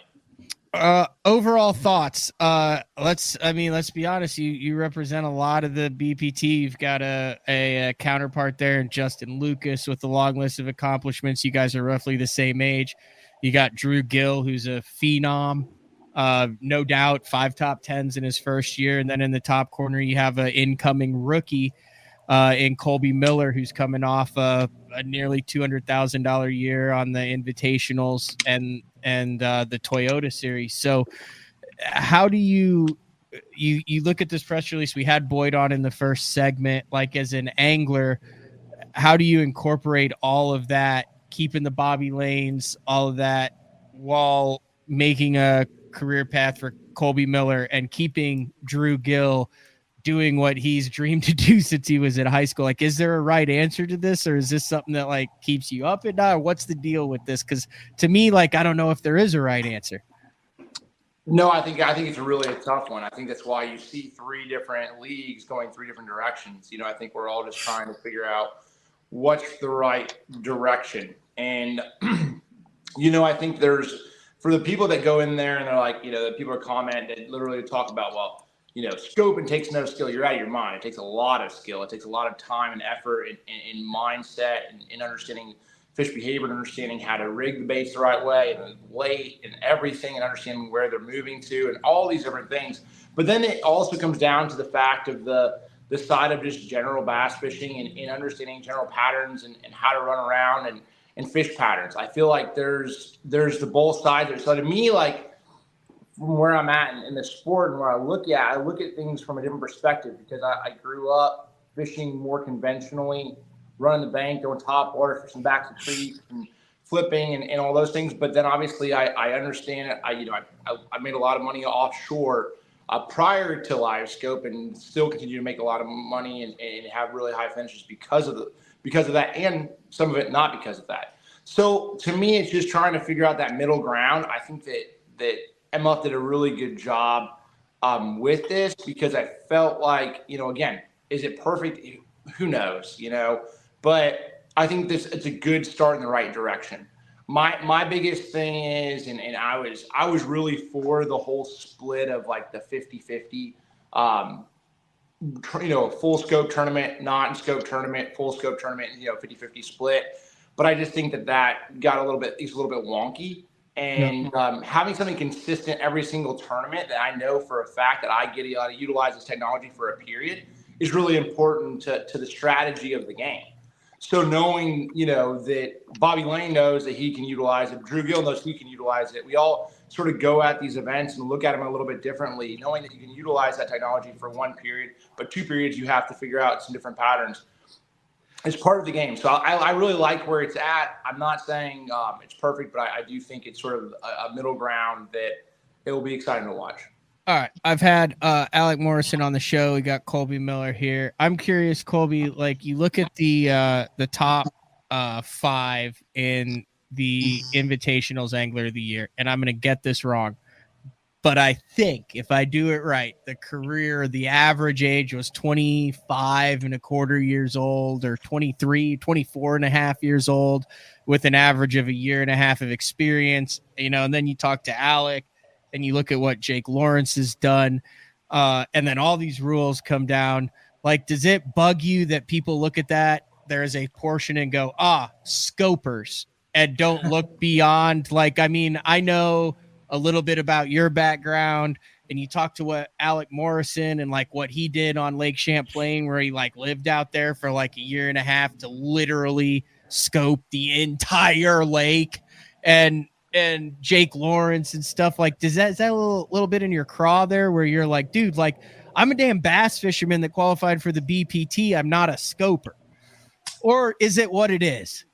Yeah, no, in my opinion, it is what it is. You know, yes, we're all scopers, but like I said before, like, I like to fish other ways as well. You know, at home, I'm not a straight scoper. Yeah, I use it in the right times of the year or whatever, but like, I still like to fish the same old way. You know, that's how I grew up. That's how my dad taught me to fish, and it's gonna be different. Are you excited? Is there a part of you that's excited to deal with all this stuff or not? No, it's definitely been my dream my whole entire life. You know, I've always wanted to make it to the highest level. So whether or not I have scope or not, you know, I'm going to go out there and give it my all and see what happens. Nice. Is there any level of excitement for you, Drew? Yeah, I mean, who wouldn't be excited to get when was the last time, be dead honest, when was the last time you went 2.5 hours without live scope on?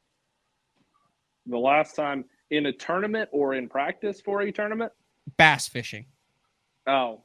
In a tournament, like in a tournament setting. In a tournament setting? Yeah, practicing for a tournament or in competition. Years. Because I mean, it's such an effective tool. Like, the other thing is it's been kind of put in this box of technique. This is one technique that's won everything. It's not a technique. It's the ability to use your eyes at all times.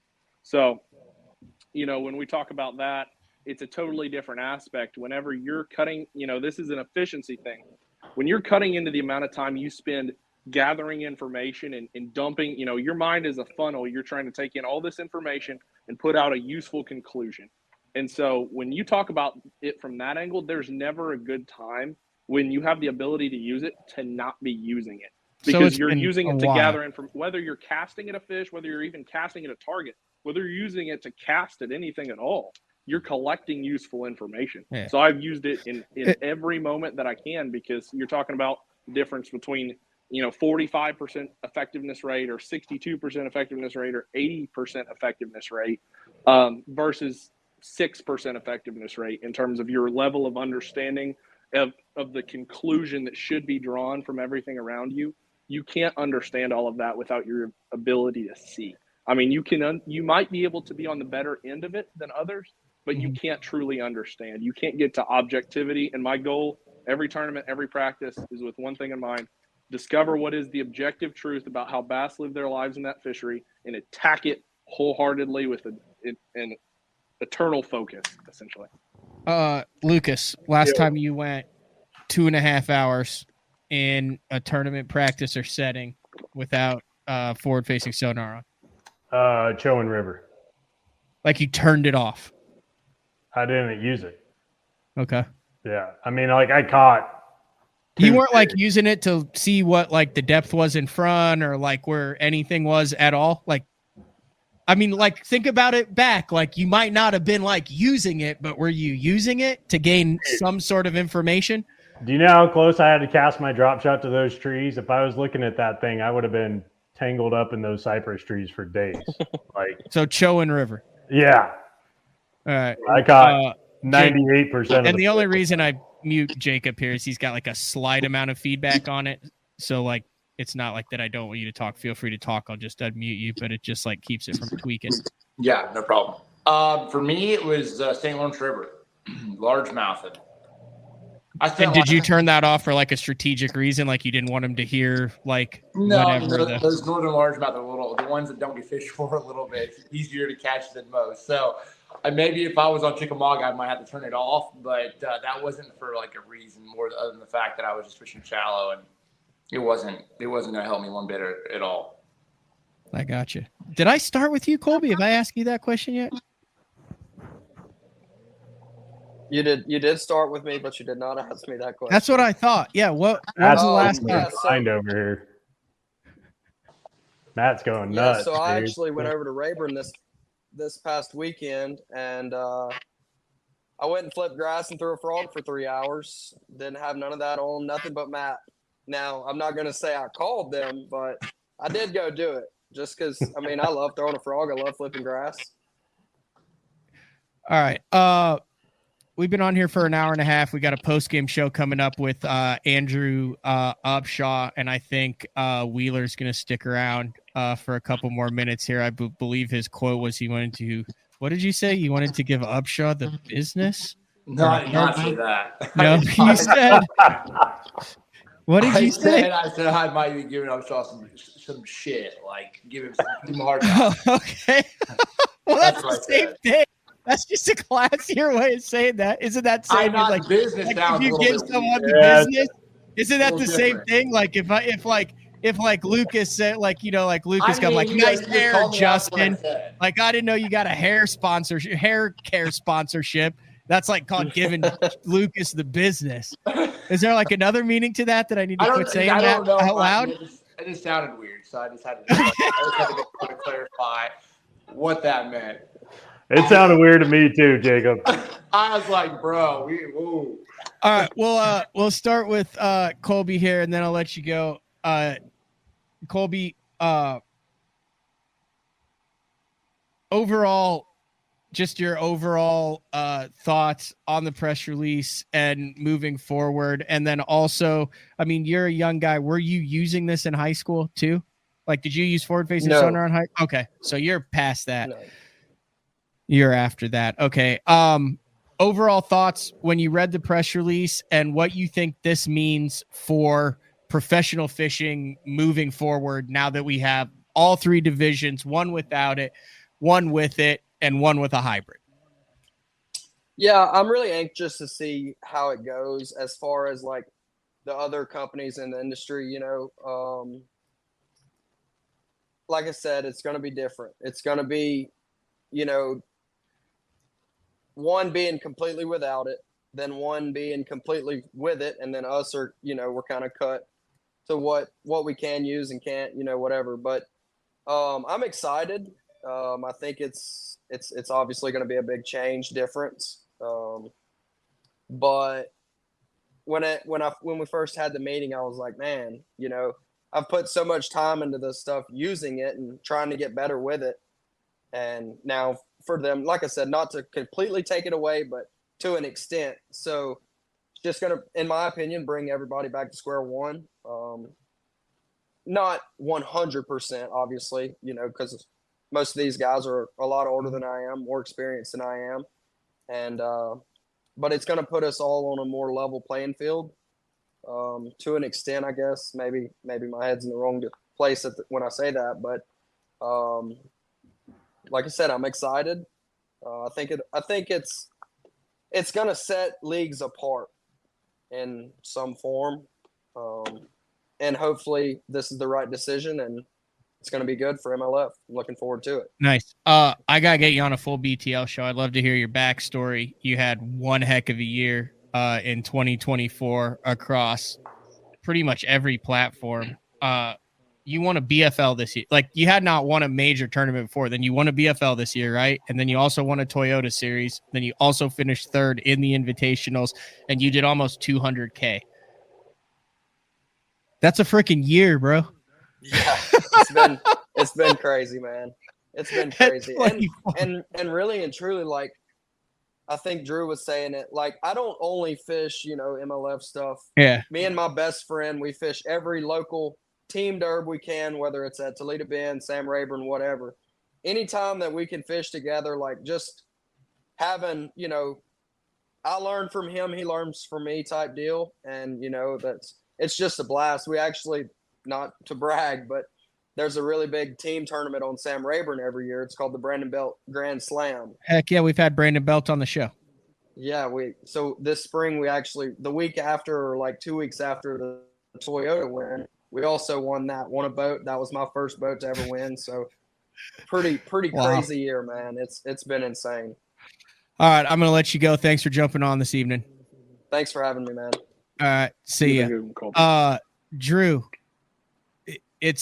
I'm going to have to go back and re-listen to this show because you went way too deep for my mind in a lot of this stuff, because I just like kind of herd cats on this, make sure everyone's in and out and has a video feed and monitor the chat. And I was supposed to run some commercials. That hasn't happened yet. We're an hour and a half in. I see Andrew Upshaw down there.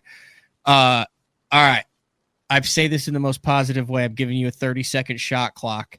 Your parting thoughts on how this decision with the banning in one, the one forward facing, and then the mixed in MLF will impact the sport of bass fishing. I'm seriously I'll give you a minute. You got a minute at it, because like I said, I love to have you. I mean, we have had you for a whole show. Everyone's saying there, Drew's my hero. You've never gotten a B in your life either, have you? I have gotten B's in my life for sure. Really? And yeah, I have. In school, I don't believe you. I promise you, I did not spend as much time and effort on that as I have on this. I know you have this dialed in. All right, 1 minute. Closing thoughts. Yep. Go. So as far as the three leagues go in three different directions, I mean, I think for now it's a great thing. It's something that's going to allow the sport to kind of essentially settle and determine their trajectory. Because ultimately, what it is it's three darts at the wall, and regardless of anything, there's going to be a direction that our viewership in the sport wants to go, in the way the fans want to go, and we got to go where the fans want to go. So wherever they end up going, that's probably the trajectory that all the organizations will end up taking. I don't think this is kind of a fixed thing. This has always been fluid, and it's probably going to continue to be. So for now, I think it's something that's going to definitely diversify the audience, or not the audience, the platforms to the audience. It's going to be something that's going to. I'm excited that it will add a spark of energy and excitement and unpredictability to the season going in. I'm excited to fish. I don't want to leave that out of it, because getting to fish for a living is a gift. It's definitely not a right. It is a privilege, and it's something that I'm jacked to get started on the rest of the year, even though it's different rules and different setup. I am just ready to go reel in some bass and put them on Score Tracker. That's what it's all about, and never gets old. All right, and if you put half as much thought into your signature series Nikorama as you did tonight's show, it's probably worth picking up a pack of those, right? I promise you, we spent a long time on this bait, because all of those features interplay. They got, adding one may deplete another, so we had to find the perfect balance for all of them. But I think we really did, and I've made some money on it here recently for sure, and it's something that I'm going to continue to cash a lot of checks on for years to come. Available in stock at omniafishing.com. Thanks, Drew. Thank you. All right. I don't know whether you guys want to know this or not, but you're like elder statesman. I already know that. That's my bedtime too. So hold on, I gotta unmute Wheeler. Yeah, I sort of thought that when I was sitting here. I'm like, gosh, dang, we're old. real. Yeah, I mean, I'll get your closing thought, Lucas, and then I'll let you bounce. I know I was like, hey, I'll get you out of here. It's 9:10. You're gonna have to watch the. Got a 7-year-old. I need to put to bed. Sleep is overrated. I think once they hit 6, you kind of let them make their own decisions, right? You don't even say anything until you actually have a kid, dude. Or the dog. Just get the dog, and we can start there. Oh my gosh. Your thoughts on this? On this whole thing, like on the decision, on the press release, what it means for Major League Fishing as a whole. I think Major League handled the whole situation pretty darn well. The way that we had the meeting, it went well. We've had some really rough meetings in the past, like really, really bad. And this, I mean, Wheeler, you can correct me if I'm wrong, but I felt like that was one of the better meetings we've had in 5 or 6 years, whatever this has been now. And I also think that what Drew said is very true. I think that the 3 leagues go in different directions. You are kind of throwing a dart at the wall, and we're going to see what the fans want to watch. And if leagues need to make adjustments based off obvious facts of, how other leagues are doing with the direction they chose, I'm sure leagues might follow that direction, of whoever seems to be starting to lead away from the pack, if that even happens at all. Who knows? But I'm excited to get out there. I think it's going to be a shakeup. I think it's going to be a nice, fresh start for some guys. I think there's going to be some older guys, that felt like they've been losing their career or whatever over the last few years, not understanding this technology that you're going to see come out and have some really cool years or good years. And I think that's really cool. So whether that's right or wrong, no comment there. Like I said from the beginning, I'm in the middle. I get both sides, but I think next year is going to be really fun to watch, and hopefully most of this drama and professional fishing can be kind of put behind us for now, and we can move on, and the anglers focus on what their rules are and in the league that they're fishing, and all go out there and put on a good show. Good luck with bedtime, dude. I always appreciate your insights and your ability and willingness to jump on BTL. See you, Lucas. See you guys. Have a good night. Thanks for having me. All right, you're welcome. See you. You're talking about puppies there. Dude, Lucas has a freaking awesome black shepherd. Black shepherd? Yeah, like a little puppy. Really? Yeah, like a female puppy. It's like one of those with like the cobalt eyes and like jet black, like the long fur. Dude, a puppy's a lot of work too. Trust me. We had a chocolate lab. We had 2 chocolate labs at one time. Yeah, it's a lot of work. It's a lot of work, man. Boy, there's guys that are fired. There are guys that are fired up about this, and I'm pretty much as real as I can get on this. I think this is about as good as MLF could do. I really do. Yeah, I think overall they did a really good job. I think that. At the invitational side of it, they were sort of, oh goodness. Hello. I'm back. It's a gamer right there. Oh, Upshaw, a gamer. Shoot. I'm here. You playing Fortnite? Heck no, I don't play no dang Fortnite. What do you play where you bring your own TV and the gaming system and then set it up on the road every now and then? NBA football, is that what he's doing? You're streaming? No, that would be Call of Duty. Yes. Dude, he's good at it too. He gets on with the little headset and he talks to the 13-year-old in Kansas who's on his team, and he's like, I'm behind the wall. Shoot. And then no, I've watched him. It's impressive. I can see it. I've got 2 things I got to talk about. First off, the business that I'm supposed to be getting in this. I'm just saying. I figured out if anybody's. Wait, we gotta let Wheeler finish. I just threw you off. We gotta let Wheeler finish because I want to get his take on it. Like I said, I think they did about as good as it did, and then we'll do a quick post game show here, and we'll. I want to get Upshaw's thoughts on it. I had Castledine on last week. Yeah. I have a feeling Upshaw's not going to go an hour, but just kind of your overall gut feeling, have listened to the show, then kind of having broken it down and hearing from a very passionate Drew Gill, hearing from a very positive Bobby Lane, Colby Miller still trying to get his feet wet and all this. I tried to bring in a lot of different elements. Yeah, I think everybody's sort of in the same position that we think that it's a good step in the right direction.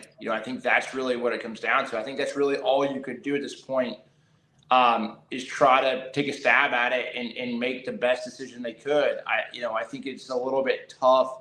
I get some of the standpoints of maybe the invitational side of it with a day on and a day off, that being a tough scenario. But I also think it's hey, look, if that's gonna be the format for long term at the BPT level, where you have 2 periods where you got to fish without it and a period with it, it's sort of their duty at that invitational level to have the guys that qualify by some conventional bass fishing as well. You don't want to have guys just just fishing exclusively electronics and forward-facing sonar that qualify, and then they go to the BPT and then just fall back out. So I think they're trying to do what they feel like is the right call. I think the high school side of it, that's a whole other can of worms that you're going to do a whole show on that. I think that's really cool. Going to no live scope and prohibiting it there. And I think more so that comes down to I told DC the other day, I said, bro, straight up, if you right now in this day and age, if you grew up right now and you were 14 years old, would you become a professional bass fisherman? Would you be able to become a professional bass angler? And he's like, no. Financially, you couldn't do it, And so I know for me, I couldn't do it. Like there's no way. So there, to me, like it comes to a point like you want to give that younger, group of anglers an opportunity to get out there. And so like I'm very positive on that change. I feel like it ultimately gives a lot of younger anglers a chance to go out there and not feel like they can't compete. Mm-hmm. What do you think, Andrew? No, I mean, gosh, I could talk for 2 hours on this. But I'm gonna try to save y'all. Basically, I mean, I really do believe that MLF did do a really good job on this. And it pains me to say that to a certain level. But I do think they handled this correctly. Not to go through the entire press release, but the heights of the units, I've seen that coming for quite some time from the old FLW days. Bill Taylor used to preach about that. He hated the fact that the units were so tall and people couldn't see over them. And so, I mean, I think that was a really strong move beyond just the forward-facing sonar aspect of things. I think that's a very smart move, and just from a safety aspect. As far as the one period on, a couple periods off, and even in the invitationals, a day off, a day on, I think that's a very unique format. I think it's going to be very successful. A bit disappointed on Bass's take on it, but like all have really said in this regard, it's pretty cool to have one completely without, one with like a hybrid system, and one that's basically saying you can have it. So you'll kind of be able to judge. I don't know if anybody has the right answer. I think there's a lot of different ways you can look at this. I know for a fact that after fishing the opens for the last handful of years, and fishing against 225 people, I really, especially with forward-facing sonar, it has made me a little bit more tainted on it. But it's also forced me to go out there and learn it more and more. And I feel really confident when I turn on my active target too, that I'm going to be able to go catch a bass or catch a crappie, whatever it may be. But overall, I like every form. I mean, I think everybody has kind of done their own thing, and I think that's probably smart. Even though, I mean, I'll be the devil's advocate here. I really think it would have been almost better if every league got together and made a decision that was best for the whole industry and said, okay, we're all going to do X, Y, or Z. But when you start looking at that format-wise, MLF's format's so much different than everybody else's, though, so it doesn't really jive as much. So I understand where they're coming from. I think it was a good call. MLF made a good call. And from the past that they've had, I mean, I think they're going in a semi-right direction as far as, especially on this decision. I'm pulling something up, and I want to get both of your takes on this. Oh, goodness. Is it's not Jacob Wheeler's golf swing from my wedding, is it? Hey, Jacob Wheeler, no. Bring that up. Yeah, you don't strike me as like a good golfer. I don't know why. Happy Gilmore. Happy Gilmore. Gilmore. Straight up. I mean, like, not even just like as a joke. Like that's his real thing. Like steps into it. I used to do that, but I don't do it as much. I'm more of like a half swing kind of guy because I haven't I haven't taken the time. My thing is this. Everything that I do, I want to do it really, really well. And if I'm going to put the time, it would take me years and probably never be good at golf. But I mean, if I would take lessons, I'd have to, because my form's trash, everything's trash. I'm not even getting into it. It's so bad. I'm surprised, like you've got you got the football guys, and a lot of the basketball guys that love bass fishing. Bobby Lane, actually, Andy Bean, who was a long time, he just recently passed away, golf professional, top fives in majors. But as far as like major PGA golf stars, like, are there any of them that have connections to the fishing? Like, those guys have to like fishing. I mean, think about all the ponds and places that they get to go to. I know some of the guys like fly fish. Jack Nicklaus, I think, likes fly fishing. But other than that, like, it kind of surprises me that none of those guys are like bass guys. Is that? I mean, they golf all the time, dude. I mean, that is number one. 1A, 1B, 1C. I have friends I don't even know. Like, I don't follow the golf scene very, very closely, but I have friends that are friends with PGA golfers that are like, oh yeah, you got to come down and come fish these ponds with us. And I'm like, all right, yeah, I'll come down there sometime. I don't know the golf scene, so I don't know, but I'd be all about jumping in on some of that. But I think they do watch, and I think quite a few actually do. Okay, I found this. So, the World Series of Poker went on last month. I don't know if you guys are aware about this. Did either of you guys know that? Like the main event, World Series of Poker. Yeah. The main event, $10 million. That's utilized on TV. Did you guys hear about what happened? No. Somebody won. Yeah, someone won, but Martin Craybill did it. Investigated by World Series of Poker for cheating after winning $2.3 million. So, what happened was, this is the wrong article. Son of a gun. Was he using forward-facing sonar? Yes, he was. That's the weirdest part. No. Yes. So he won the whole thing. I'm trying to figure out. Get out of here. Yes, here it is, right here. So this is basically like, I want to say, for lack of a better term, the BTL of the poker world. This guy here on like the right. Daniel Negreanu's like the KVD of the poker world. This guy's like the Jacob Wheeler or Lucas, whatever, of the poker world.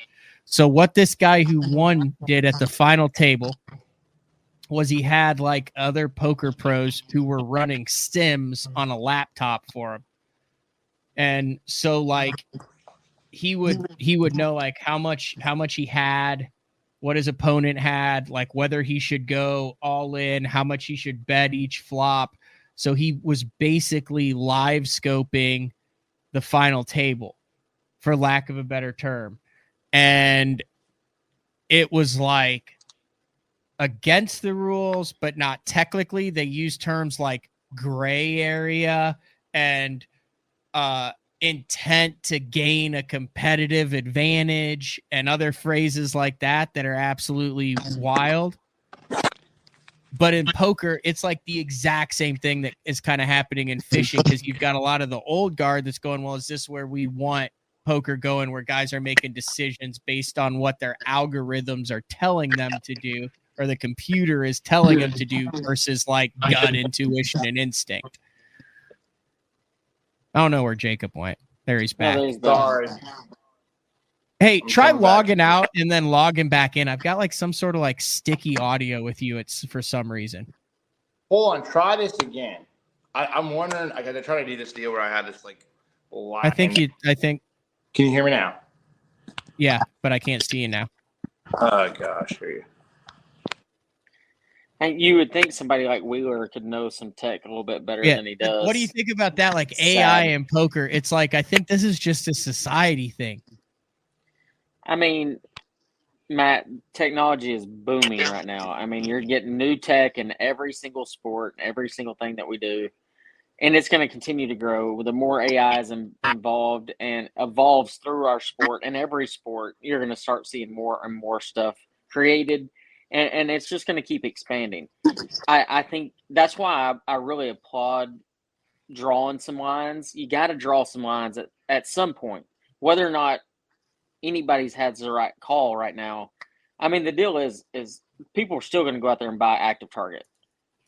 No question about it. They're still going to go out there and buy forward-facing sonar. They could ban it in every single league, and it's not going to change their sales, because all their sales pitch has to be then is, guys, it's so good that upper-level tournaments ban it, and it's that good. What was that lure that was in Bassmaster that's like banned in tournaments? Remember that? It was in every like field and stream in Bassmaster, like a full-page ad, and it had like the electronic – it had like a mounted fish, like a clearly mounted fish, like trying to eat the lure.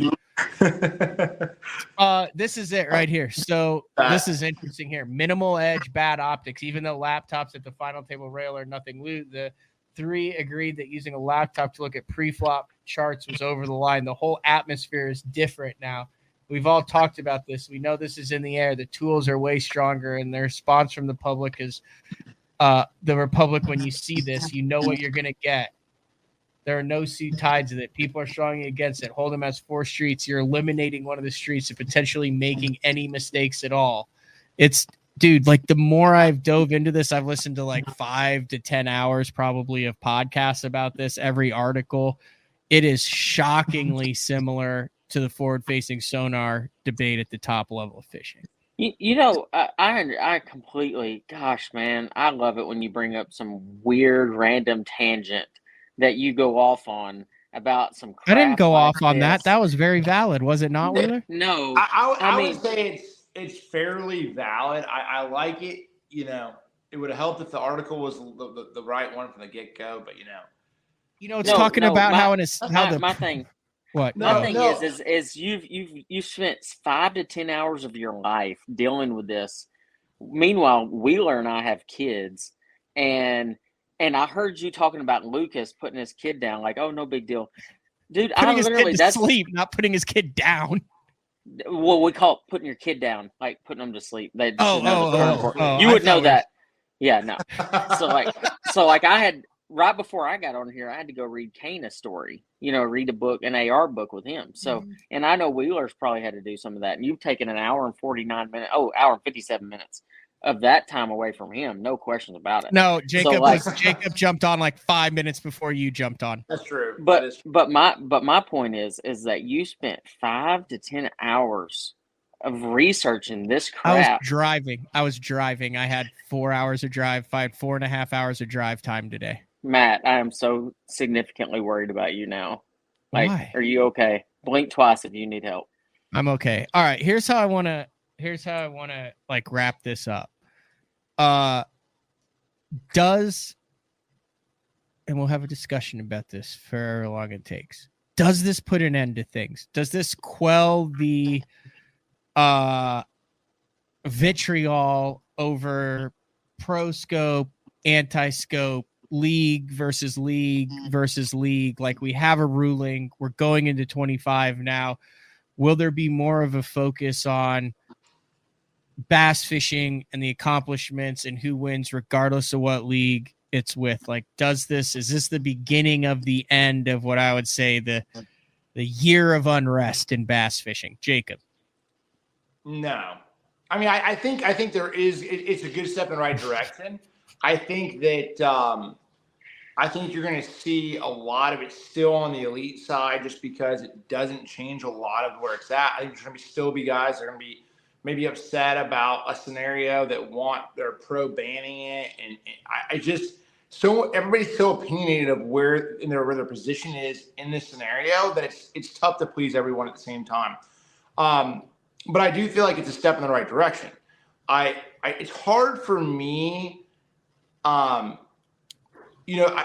It's just like, I don't know. I think we're going to get this. I think we're getting there. I think you're 2 years out from like knowing the final position of where we're going to be at as a sport and where the full direction is going to be at. And I think that's just where it just takes time and competition and fans' perspectives and watching live, and if it's entertaining or it's not. Because, I mean, the thing is, you really have to think about this. Your catch rates will go down. Like, if I was Jacob Wheeler as a competitor voting for this, I'm voting not to ban this or not to even exclude it. I want every period I possibly can get, because it makes my job that much easier. Like, I know the technology enough. I'm like Drew said, you're 10 times more efficient on the water fishing offshore than you ever have been with any other technology. You know where the fish are, you're making the cash, you're doing the things right. So it's hard. It's going to make my job that much harder, but I love the strategy side of things. So I'm long story short, I don't know if it'll be the end of it by any means, but I think you're a year out, maybe 2 years out to getting, probably 2 years out to sort of finding the final product of what the happy medium is. Mm-hmm. The perfect scenario. Andrew? I actually had this conversation with another angler the other day. And I'm going to talk about forward-facing sonar for a second, but then I'm going to go a little off a tangent here. The one thing we have done very successfully as anglers is continue to limit ourselves.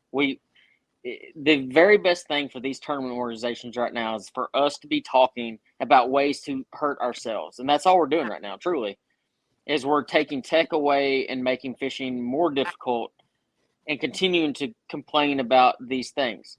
Now, if you really want to get to the nuts and bolts of things, you look at the amount of money we continue to pay in and the amount of money that we continue to lose on payouts. And that's the things they don't want you to look at. They would rather us continually fight and just claw at each other over stuff that is going to eventually help us to make our jobs easier and more efficient and more successful. But yet we're not really talking about the real topics at hand. And they want us to continue to talk about these. They want the conflict there, because the more the conflict's there, the less it is where we need it to be. Now, what? Unmute me. You're unmuted. Okay. So like I agree with this, and this is like I 100% agree with you on that. And so like my whole thing with that is something I want to bring up before I do that is like, okay, this is something that I have a fundamental issue with as well. Like I have respect for the MPFL. I think MPFL, but they're not a professional league. Like they do not, and the reason this is where it comes down to. Okay, look, so Bass and MLF. At the top leagues, they put in like league contribution. They put money into the payout. We're paying for our entry fee plus the money they put in. So you're fishing for the money. At the MPFL side of it, it's a business plan of just basically in that scenario. So like we're arguing, but anyway, long story short, we're arguing about the money aspect. We're arguing about forward facing sonar side of it. But I'm just saying, just in general, like I just had to say that. Sorry, I sort of jumped in on that at the wrong side. No, I love this. That's a good conversation. But I was just saying that is something that I just wanted to say from the first rant was like, look, you can't look at it the same way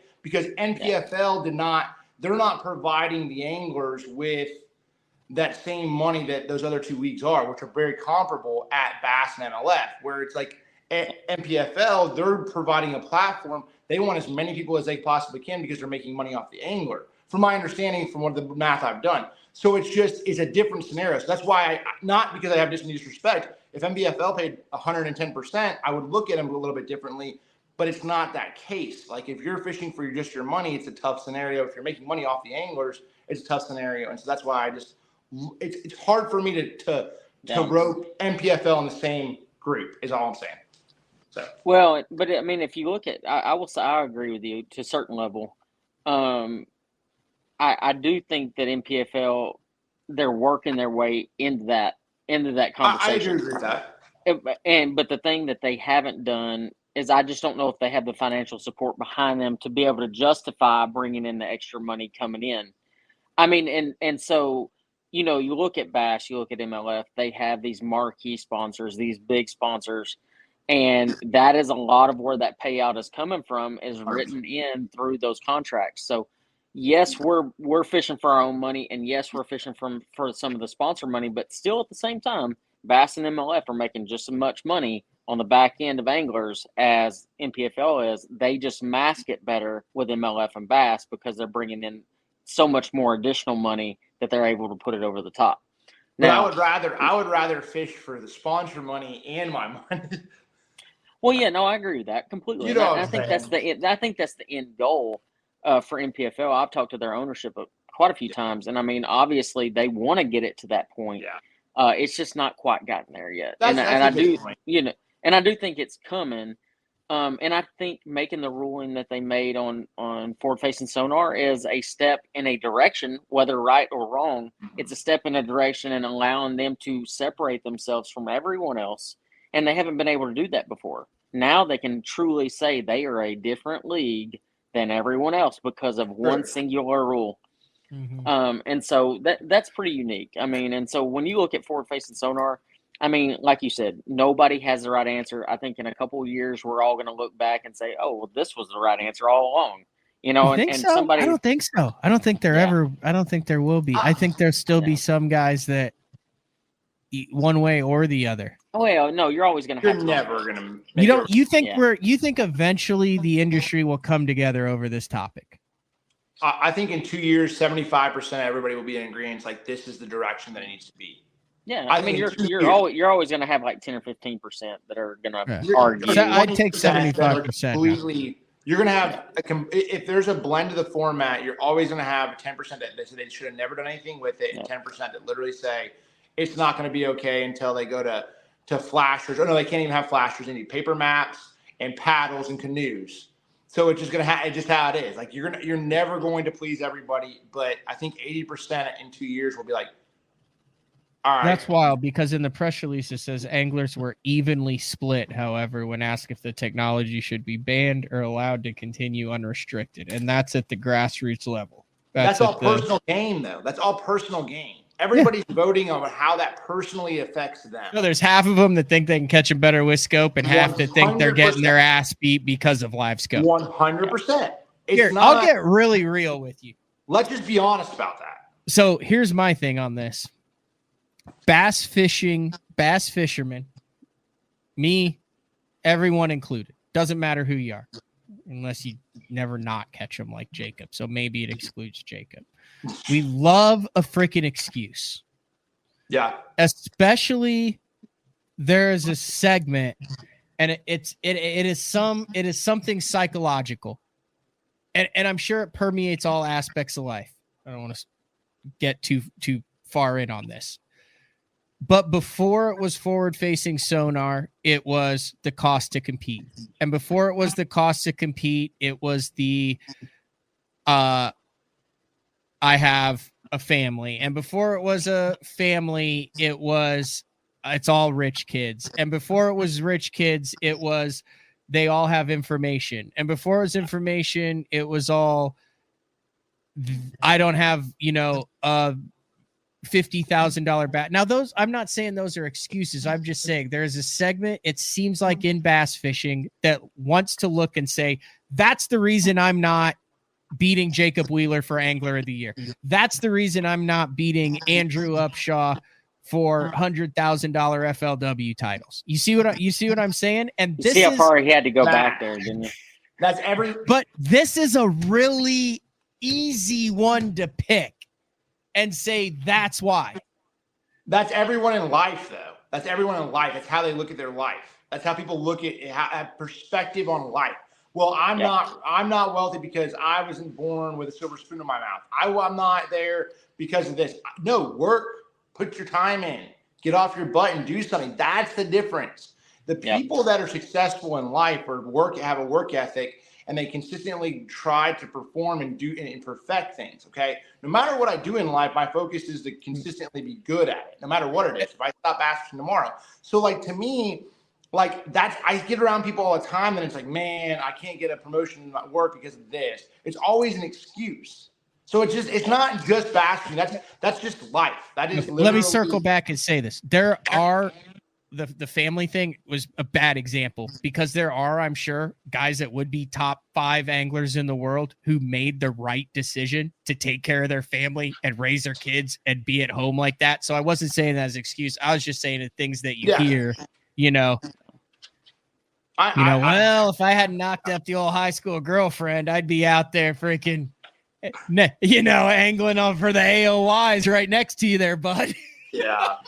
No, there's a little bit of that. There is a little bit. There's probably a little more of that in the sport than anything else. But and that's why I have a hard time buying into majority of it until something like this comes along, where it is such an impactful technology. It is insane how much more efficient we are as anglers. And it is insane if you completely commit to the technology, and you have. I have a hard time doing it all the time. But if you do, the amount of but isn't that your fault? No, we got to get to the crux of this thing. Why didn't the anglers who have been on tour for however many years fully commit to it like these anglers that we've seen coming up like this? Because if you did, would you not have the same results of them? And then you would then be able to utilize your skill and all the little things that came in. So it's really your fault. And you could say a complacency of sort because you didn't want to fully embrace the technology like Drew Gill said, which is to catch either the most pounds or the biggest bass. And now because someone else figured out a better system that wasn't a system that you liked or were better at, now you're saying, oh, like I said here, it's the wrong people that are winning with it. Well, I think it's easy. I think it's easy on this one. I mean, when you start looking at when you start making the comparison of like, okay, the older guys, the reason they haven't adapted to the technology. Matt, when you've been fishing for 20 years, 25 years, 30 years, and you've learned every single technique, every time of year, and you've repeated this process for 20 years. Right. And you've gone through every spawn, every post-spawn, every pre-spawn, fall, and you get in this cycle. The way that mind works for a veteran angler is he's going to revert back to instinct instead of going and saying, well, I'm just going to go sell out to this tech. When you look at the younger generation, and I'm not hating on them, I mean, they're fantastic at what they do. They don't have that 20 years that they have to even worry about. It's not back here. All that's in the back of their mind is, hey, I remember I took a math test 2 weeks ago, or I got a college course coming up, and then their focus is learning what is in front of them. As a veteran angler, and I feel like at this point, I am to almost I know, a certain we all level. I just turned 40. It's you crazy. know, you tend to revert back to safeguards almost. Like you're like, okay, I'm this first hour of the day, I'm gonna go throw a top water, and I'm just gonna got go a fax apparently. Yeah. Old school fact. Jacob just went and got a fax. A fax just came through. Okay, continue, Upshaw. But that's my point. It's like the younger generation, they don't have that backlog that is going to confuse them or get in their way of learning. I know, but now we have a tool to show that those instincts and what they did year after year was not the right thing or the most. That's not true. That isn't true. That isn't true. I agree with that. Because you have to understand this is the problem with it. Okay, that you take fundamental like patterns. Like I could go down a stretch, okay, tomorrow, and yes, I could create a pattern, or I could catch 2 5-pounders down the stretch that are literally random 5-pounders that were living down this stretch that no one's fishing, and they were just floating up off the bottom because the bait went by, and I saw them and I caught them. It's not always patternable. But the thing is you're so efficient with the technology that that's why people don't like. That's why people are having a problem with it. Okay, you remember how you always said the term where you're like, we're always fishing for like 10% of the bass, and like you're 90% of them are out in the middle of the lake. That's true. That's true. Now we can target those fish, and then these fish are just sitting there. Like I literally have this piece of paper here. This is my notebook. When I was 14 years old, I wrote all this stuff. 4-inch worm, tail. I'm showing you this is like high school bass fishing for Jacob Wheeler right here. Literally, like when I went spotted bass fishing for the first time on, I think it was a Logan Martin. I went down there. So like I just had to show you guys like that's. Read that. Can you read that whole thing to us, please? Spot 6 to 8 pound test, small finesse lures, 4-inch straight tail worm, plastic worm on a 3/16 ounce sinker and a 1/0 hook or a light jig head. 5.5-inch Kalen grub on a 1/4 ounce lead head or a 1/4 ounce garland spider jig. Fishing brush piles, something about a ringworm, Zara spook. Ooh, the ringworm's sneaky. A jerk bait, a jig, and a 3/4 ounce Hopkins spoon. That's how I caught all those bass down there in Logan Martin back in December of 2015 or 2005. Could you imagine if you had scope back then? Oh my gosh! But anyway, shut up. But I mean, I'm saying this is the thing. This is a very valid argument. Like I'm not in this. Like I understand. Like I feel for the guys. Like you always hear that saying, you can't teach an old dog new tricks. Like that is sort of where we're at in this scenario. Like, I still get drawn back to the bank, but the efficiency of just dropping your trolling motor and panning irritates the crap out of me. It just, I mean, I'm going to be honest with you. Jacob Wheeler, it irritates me so much because if you just aimlessly pan a whole pocket, you're not going to a specific thing. You're literally like, there's 10 bass in this pocket. I'm going to take my time. I'm going to catch these 10 bass. There's not a rhyme or reason. Yeah, you're fishing the pocket. You understand they're going there, but you're not like, it's not like, dude, they're on the grass lines. They're on this, on this or the, oh gosh. Hey man, old school, man. I wasn't doing that to make funny. I was literally doing that to show like old school. That's you when you're 18 years old. I was skipping a tube and stupid tube. Stupid tube. I did. No, continue what you were saying. Keep talking. So anyway, so for me, it came down. It's just all patterns. Like it's all like I'm fishing a boat dock. I'm fishing like things, and you understand. You get a bite, you sort of trigger off of that, and you run around and you run that pattern. And you sort of figure out what's going on. You're not making those gut decisions anymore as much. You're making decisions based off of what you're seeing, which I'm not saying, okay, yes, you're way more efficient. Absolutely. We're not arguing the fact that you're way more efficient as an angler. We're just saying that, like, if that's all you do, like, what's the skill in, like, if I pan, okay, I'll give you for instance. Okay, Toledo Bend this last year, we fished as an MLF BPT. If I was going to fish a 5-fish event there, I would have literally dropped my trolling motor, stopped at the mouth of a creek, and panned the whole time fishing for singles. I'd have had 7 bites in a day. I figured out a zone, like just a general idea where those bigger, like 5+ pounders were doing, and I would have just panned. Like, I don't want to do that. That's not bass fishing like where the way I grew up. You know what I'm saying? Like, so that's that's my problem. That's my problem with the fundamental aspect of it. It just where I grew up. Anyway. My God, did you have to bump every single fish you caught in this tournament? So you have to understand. So this tournament, it was a 14 to 16 inch size limit. Like it was like a slot. So I think it was like 12 to no, it was like green pumpkin 2, man. Look at that. I'm telling you. I listen, that was a godsend. I'm not gonna lie to you. Like I would not fish. That was crazy. Are you that whole tournament? I don't even know. Hell, hold on. I think that's is that Wheeler is this the just reason ran. why I got that jersey right here. The Snickers jersey. the peanut butter Snickers. Listen. That was the that was a crazy tournament though. That really was. I mean, it was. Dude, you know, I have tried so hard to get Brett Height's Imodium AD Chewables jersey so I can put it in my studio right there.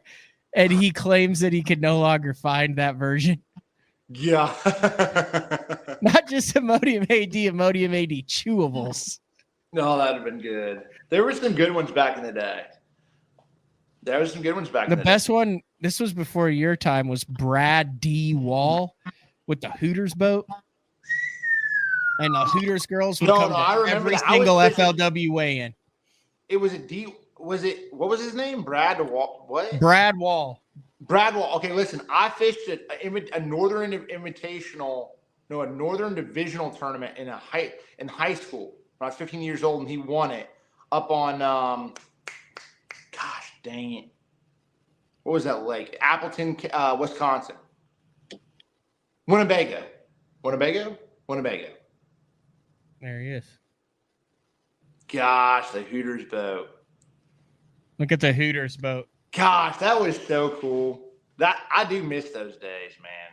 Oh, look at that with the National Guard co-anglers. The National Guard team. You got they got. Gosh, dang. Brad needs a kicker. I'm not this highlight reel. Brad desperately needs a kicker in this. There it is. Brad D. Wall, Hooters bass fishing. Wow, that's crazy. He was in every single like Hooters, like on the little cardboard triangle thing. Sheesh, I wonder because I would go in just to make sure that he was well represented. Andrew's not saying a damn thing about any of He's this. just leaving it alone. Don't say nothing. Yep. That's crazy. All right. We're 2 hours and 20 minutes in. Any clothing? Clothing. Yes, I'm wearing clothing. Any clothing That's cool. thoughts, Andrew? Any closing thoughts, Andrew? Closing thoughts. Okay. I'm really excited to see what the open schedule is here whenever they decide to eventually open it up, probably by November, hopefully.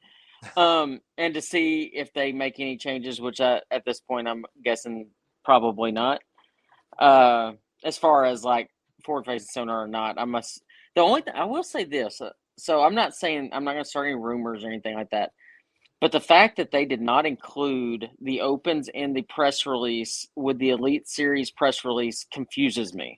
You're crossing your fingers. Okay, so I ask about that. You want to Why? know what? Yeah, like I'd love to know why. Like, why did they not? They're gonna let us have like as much as we want, right?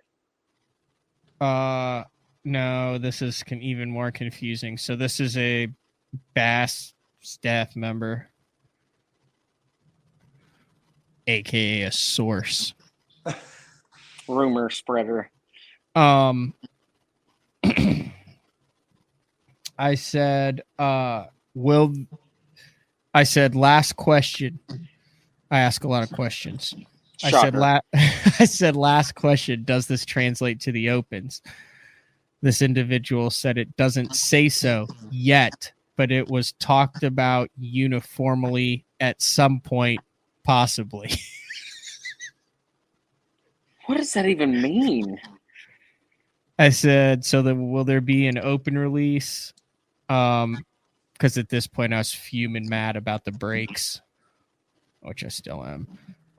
He said, I do not know that. Bose would be the one to inquire about that. I said, much appreciated. Yeah, I'm curious. I mean, because I actually at this point, I know when I talked to the MPFL people a while back, they were waiting on Bass Pro Tour and the Elite Series schedule to release theirs. So I'm assuming that we will see the MPFL schedule within the next week or two for their finalization. They have two big announcements. Yeah, but I still think that they'll go schedule before big announcements, probably. I don't know. Did you hear Maybe that, I'm wrong. Wheeler? He said, I got two big announcements that will shock the industry, like way beyond banning forward-facing sonar. He thinks that both of those might potentially be bigger announcements about the 2025 season than no forward-facing sonar. Who? MPFL. Brad Fuller. Like I was chatting with Andrew about that. Like, what the hell could that be? You know my opinion on it. I maybe who knows? I mean, who knows? What are you talking about? No, I don't know. I'm like, I mean, do you know what he's talking about? My opinion is it. Never mind. I'm not what? No, I'm saying, what do you think the two things that would be bigger than no forward-facing sonar? I'm not asking for your opinion. There's not. I mean, it's not. There's not. I mean, no. Unless like. What do you think they are, Matt? I have no idea. I mean, the only things that I could think of that if it's a tournament related would be limited or no practice. See, I think that'd be so cool if they did that. Like no practice, just roll up to the tournament and go fish. And that would be cool. I'd be all about that. I'd love The problem is with that is no practice. If you do that, it definitely plays into the local advantage. Heavy. Yeah. So like you have like 5 of those guys will be like local. Maybe they're having a schedule where they're making sure no one's a local, and that's why it's taking them a minute. Impossible, because they don't even know who's fishing it yet. That's valid. And I think the other one is slinging the rig. Does it look like this? Slinging the rig is back in style. Oh, I could definitely see that. Yeah. No, you can't sling a rig at a fish you can see on scope, but you can sling a rig. Sling a rig and hope. Which I think I think that was a little premature from the top tours. I do think that was a little bit. Would you like to see the rig back in play, Wheeler? The Alabama rig? I wouldn't, because I don't want to bring the only reason I don't want the rig back in play is I literally do not want to have to manage the chandeliers and all the swim baits and all the crazy stuff you would have to do. That's the only reason why I don't. But let's be honest. If Strike King was making, or whoever was making, an Alabama rig at that time, and they came up with that rig would not have been banned. And that's the only thing that it's not as effective now. Obviously, it's still one of the most effective lures, one of the most effective lures of generating bites. But I wouldn't mind slinging a rig from time to time. What do you think, Andrew? So it's really funny that you say that, because Strike King just sent me some new products, and it's not Alabama rigs, but I started thinking, I was like, if they came back with Alabama rigs, Strike King came out with this new little rigged swim bait. Yeah. That's made for Alabama rigs. Dude, and it's like an 1/8 ounce, so it's perfect. That's a size. Strike King bait? You're not supposed to be showing those, I don't think. No, they came out with those at ICAST. Oh, they did? Yeah, they came. Okay. And see, that one's like a 1/4 ounce. So like they actually have different weights in them. Dude, could you imagine? Like, I wouldn't even have to carry all the crap that you have to carry for Alabama rigs. I could just use need the weight on the head. Yeah, dude, it'd be great. Like, I just have a box of those things, and then like 3 A rigs, I'd be good to go. I'll just stick with the Storm Wild Shiner that has the built-in wounded action. Dude, this is like just the old freaking side swim with just a hair of action. Those probably run true. These tails, they look like the what is that, Megabass Spark Shad? I think they look like a spark shad. Can you take one out? Real subtle. Yeah, very subtle. I think this would be really good. They call it the homing minnow. It's a brand, like I said, it's a brand new bait. Yeah, they sent me a bunch of them just to. I heard reports of Van Dam scoping with that up there at Burton Mullet last week. Oh, really? They clam pack that sucker in there? Dude, they freaking like stapled that thing. It's really soft. I mean, it's not bad. Like, look at that. Oh, it's got like a flat bottom. Yeah, that's but a little bit different. Dude, it's not bad. And it's got a little beefy hook on it, too. Does a rounded tail or a square tail allow the bait to kick at slower speeds and in colder water? I think it's square tail. But Wheeler would know that. He's a way more gifted angler than I am. Hey, Wheeler has his own line of plastics out. Yeah, I will say this about Wheeler. So I've known Wheeler for a really, really, really long time. Yes. And he was in my wedding, like the whole 9 yards. Like, I've known Wheeler a long time. And as much crap as I talk about Wheeler, and I don't talk that much, but I do talk some crap about him. But I tell him to his face too, so it's not like I'm talking behind his back. That's fair. Right. Wheeler is still to this day the best topwater fisherman I've ever been in the boat with. Instinctually, he understands when to throw each one better than anybody I've ever fished with. And that's a pat on your back. And that was all pre-forward facing sonar, prop baits, walking baits, and I was always sitting back saying, "How the heck did you know?" I remember a story, and I know we're all trying to go and all that stuff. No, I'm not. It's my show. I love this stuff. I remember at Lake Okeechobee, we were fishing an FLW tour event, and it was day 2. And I don't remember if Wheeler caught him on day 1. I really don't remember. But I remember it was like a hazy, like one of those muggy mornings. And he goes, he steps out, gets in his boat, and he goes, "Dude, I'm about to wreck him on a spook. Like, this is the spook day." And I'm like, "What do you mean?" Like, he's like, "I can just feel it in the air. Like, I need to tie a spook on." And then he went to proceed to catch like 22 pounds on a spook that day and just obliterated him on a spook. And I'm like, what the F, do you remember man? that day, Wheeler? Yeah. What made you think it was a spook day?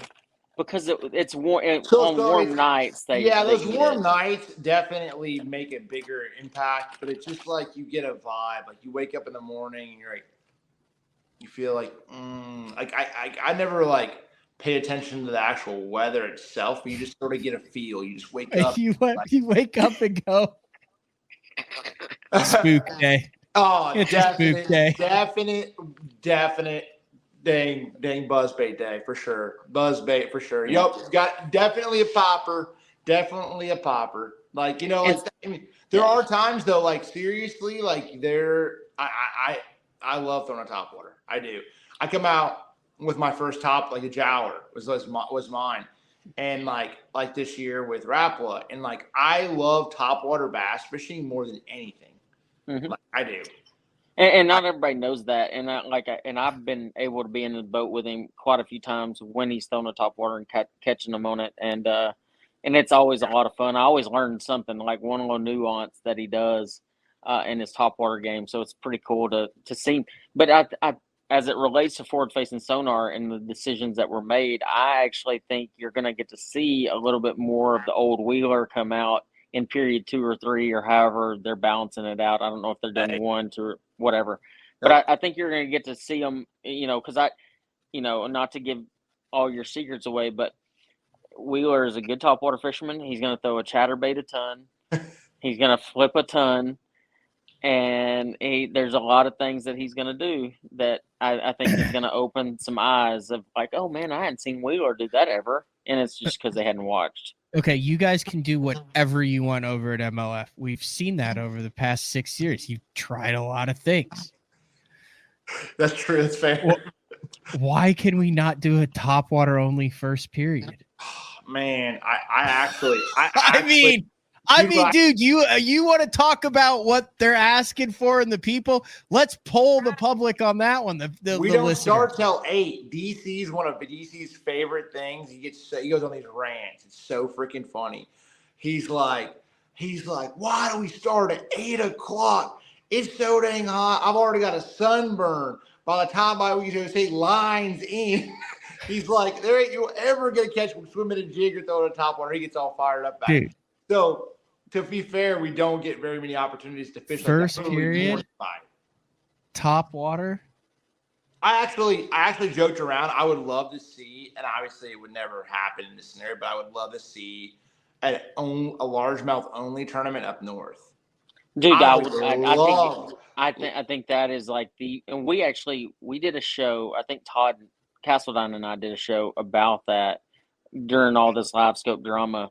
It's like, if you really want to showcase a fishery, go to Champlain, go to St. Lawrence River, one of these places, and largemouth only. If you catch a smallmouth, you got to throw it back. And it eliminates, and it eliminates the forward-facing sonar aspect of all this. Because, I mean, like you were talking about, I know Matt asked you earlier, like, when have you turned it off? And it was when you were on the St. Lawrence River fishing for largemouth, because you really didn't need it because you're in 8 inches of the foot of water. So I think it would be a very highly viewed show if they did it, because you got to think of it, the TV first, the show aspect of it first.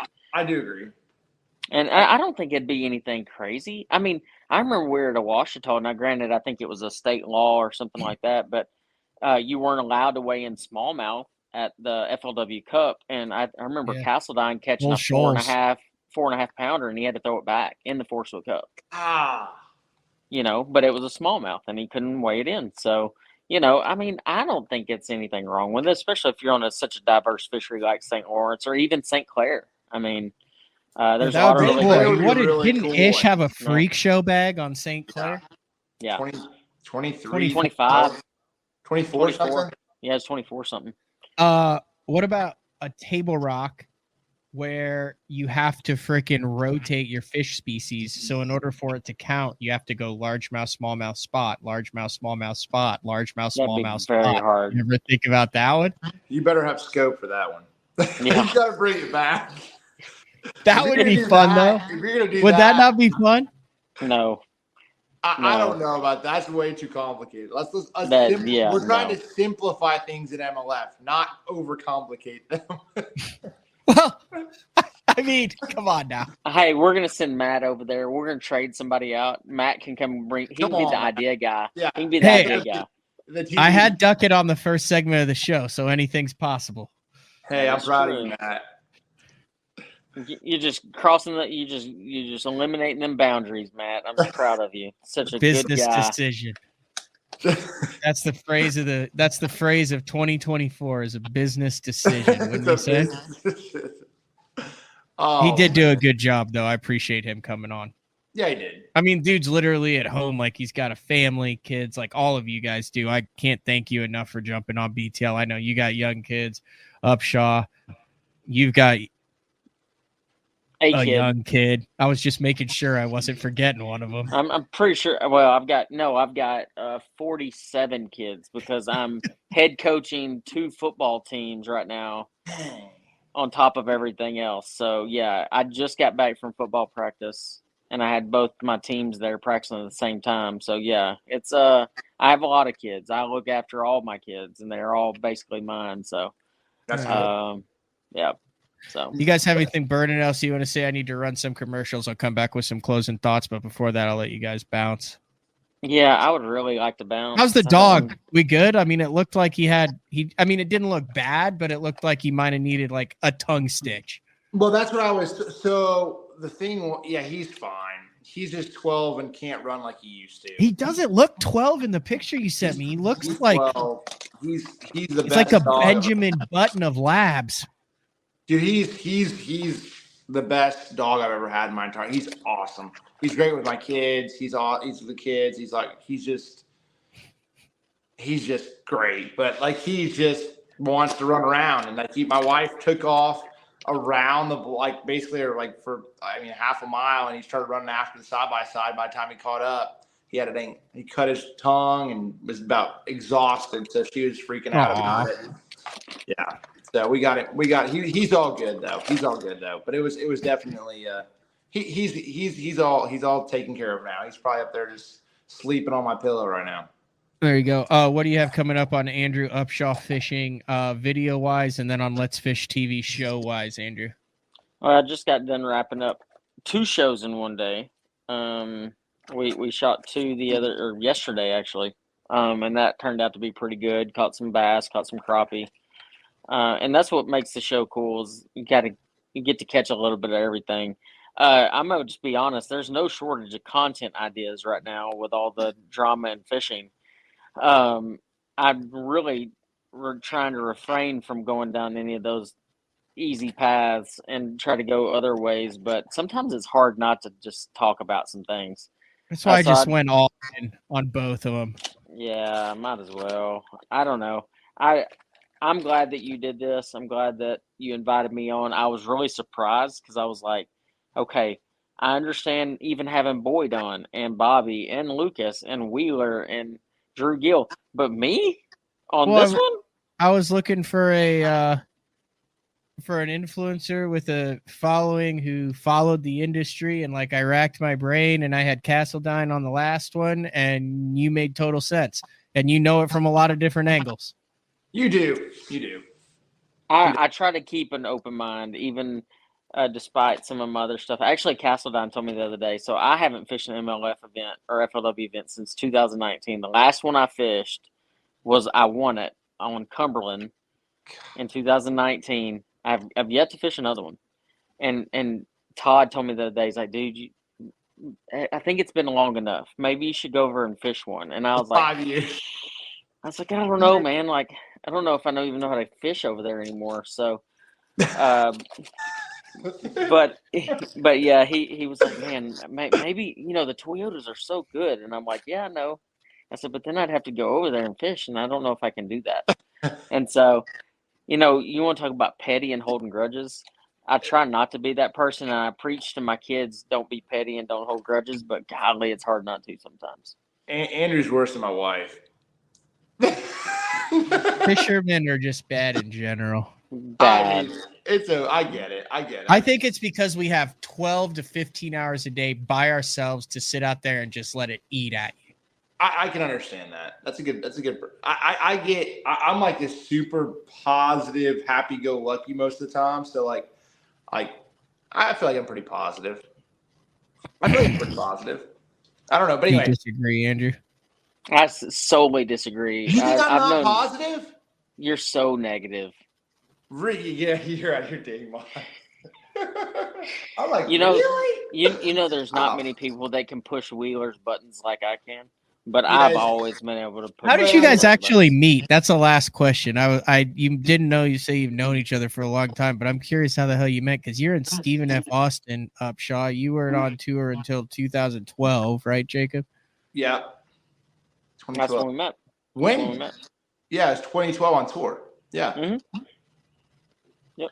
And then Upshaw You're just like, what's up? Like Upshaw was like, he taught me a lot. He actually, I didn't understand. Like, I mean, I was super green, and so like Upshaw, like I've learned a lot from Upshaw, just understanding grass and this and that, and I didn't know what a drain was when I went to Texas. I was like, what are you talking about, a drain? Like, huh? And I was like, so it was just, I've learned. It was cool. It was fun. I know, obviously, Dad, Larry, Kay, and the whole family. Like, it's. Hey, you want to know the funny thing? My wife just walked in, and did you know, Matt, that the first date that I went on with my wife, Wheeler was there. We went and had sushi. Well, it wasn't a date. It wasn't a date. It was more of like a just meet in person. Yeah, it was more of that. Yeah. But yeah, Wheeler was there. That's right. Yeah, we were hanging out. We were at the James River. That's right. Yeah. It was a tournament. Mm-hmm. Yep. That's not a bad place to get sushi. James River was not a bad place to get sushi. I agree with that. Worst hotel I've ever stayed at in my life was in James River. I agree with that as well. Hey, at least you had a hotel. You would have been remember what we stayed in, Upshaw? Yes, I do. That was a terrible experience. Well, that's because you didn't know that you could close a window, but we stayed in a van by the river. I'm not kidding. With a generator that we had to decide whether we wanted electricity in the van or whether we wanted to charge our boats, and we stayed warm by building a fire every night. No, I'm not. Promise. Oh my God! Worst experience ever. And to get there, like the road was so rutted up. Like every morning, it was like, God, I hope we freaking make it out of there. Gosh, that's pretty bad. And Hallman loved it. Hallman loved it. Yeah. He was ready to move there. It was the weirdest thing ever. Well, guys, I hope I haven't taken you down too many tangents today. Wheeler, it's nice talking to you, buddy. As always. Good luck this year if I don't talk to you anytime soon, because I normally hear from you about once a month. But yeah, I know you're a busy guy. So if you need something, holler at me. Matt, thank you again for having me on. Yeah. Thanks, Andrew, for staying up. I appreciate it. We'll see y'all, guys. See All ya. right, Upshaw. Be good. All right. Thanks, Jacob. I appreciate Matt, it, man. Appreciate you so much. See you, man. All right. See ya. All right. We'll take a break. We'll come back. A little bit of a schedule change. So I have no show tomorrow, but then there's 2 shows on Thursday. The reason for that is his first appearance on BTL. Had Spencer Sheffield on last week and was talking about, I guess Ron was over there, and I was like, dude, like I'd love to hear some old school FLW stories. And he's like, yeah, bring it on. So the only time he was able to do that was on Thursday. Well, I mean, that was what I was going to announce after the break. So I guess that's kind of counterproductive now, but we are going to take a break. We'll kind of wrap things up when we come back. It is the BTL MLF Mega Show.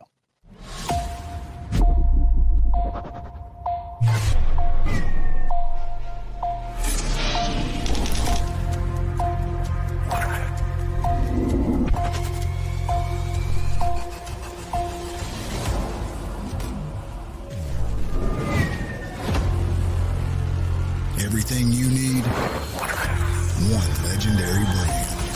Top on Strike King.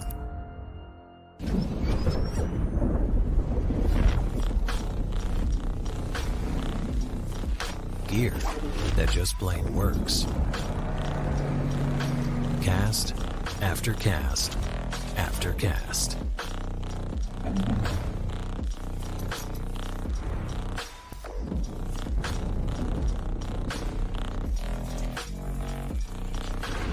AFCO. Any fish, any water. Yes. Fishing isn't just a hobby, it's an obsession. Whether it's blazing hot or bitterly cold, bright sunshine, raining, or even snowing, someplace, somewhere, there's a fish that's ready to bite. And as the angler, you need baits that will catch the fish anywhere, anytime, no matter the conditions. From throwing top waters to cranking the depths, know the baits to throw. Choose Spro. Denali Fishing has me covered on the Bassmaster Opens. From their line of high-end rods, from the Android series all the way to the TAC series, the Novus series bait casting reels, all the way to the Covert series of tungsten in the cylindrical and the teardrop shapes. Denali has everything to keep me covered, whether I'm finesse fishing for smallmouth on the Great Lakes or flipping for largemouth in the slop down in Florida. The complete lineup is always on my deck and in my boxes. Denali Fishing. All right, wrapping things up here. MLF Mega Show, big shout out to Boyd Duckett, Drew Gill, Justin Lucas, Bobby Lane, Colby Miller, Jacob Wheeler, and Andrew Upshaw. Drew Gill was on one tonight, and I could understand why. I mean, I can understand why.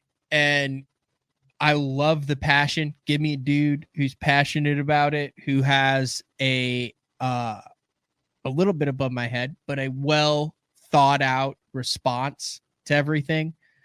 Not just I don't like it, not just no way, but a well thought out response, rational, passionate.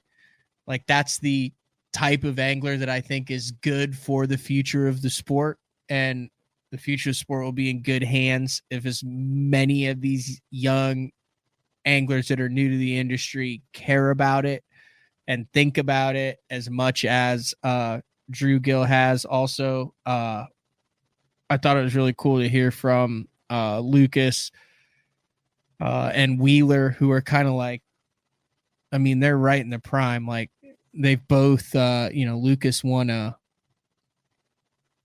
Angler of the Year, without scope. Wheeler's won All-Americans, Forest Wood Cups, BPT events.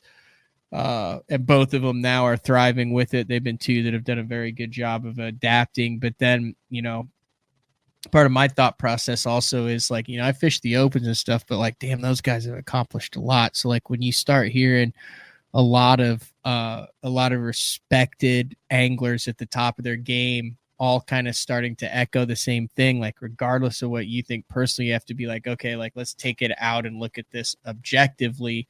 Like, maybe they're all saying kind of the same thing because they're right.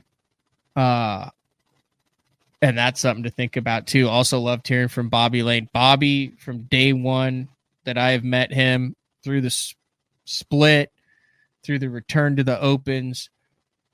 So like, let's not forget here, Bobby Lane was like 11th in the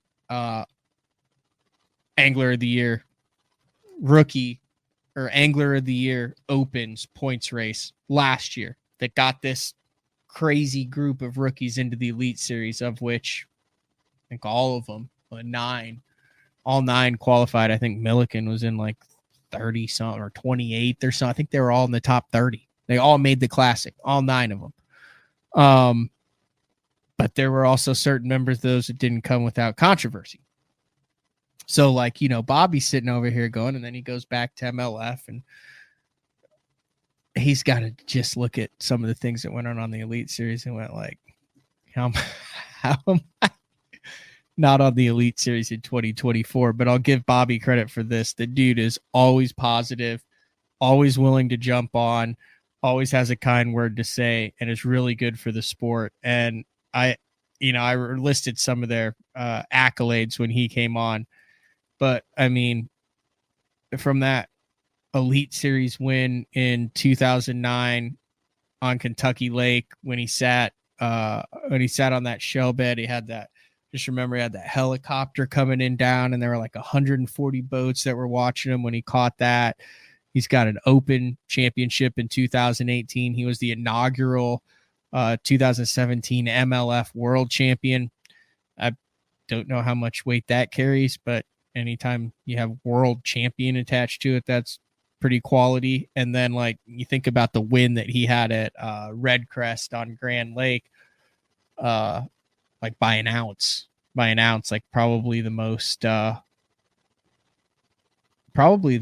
the closest. It is the closest. I can't even think of the word. We're going on about 3 hours here at 10:30. Exciting. God, that's bad when you can't remember the word exciting. The most exciting Red Crest in history. So, yeah, it was a good show. I really enjoyed it. And now we have all three. And now we wait and see who enjoys what and chooses to watch what, from where, and with who. And we'll go from there.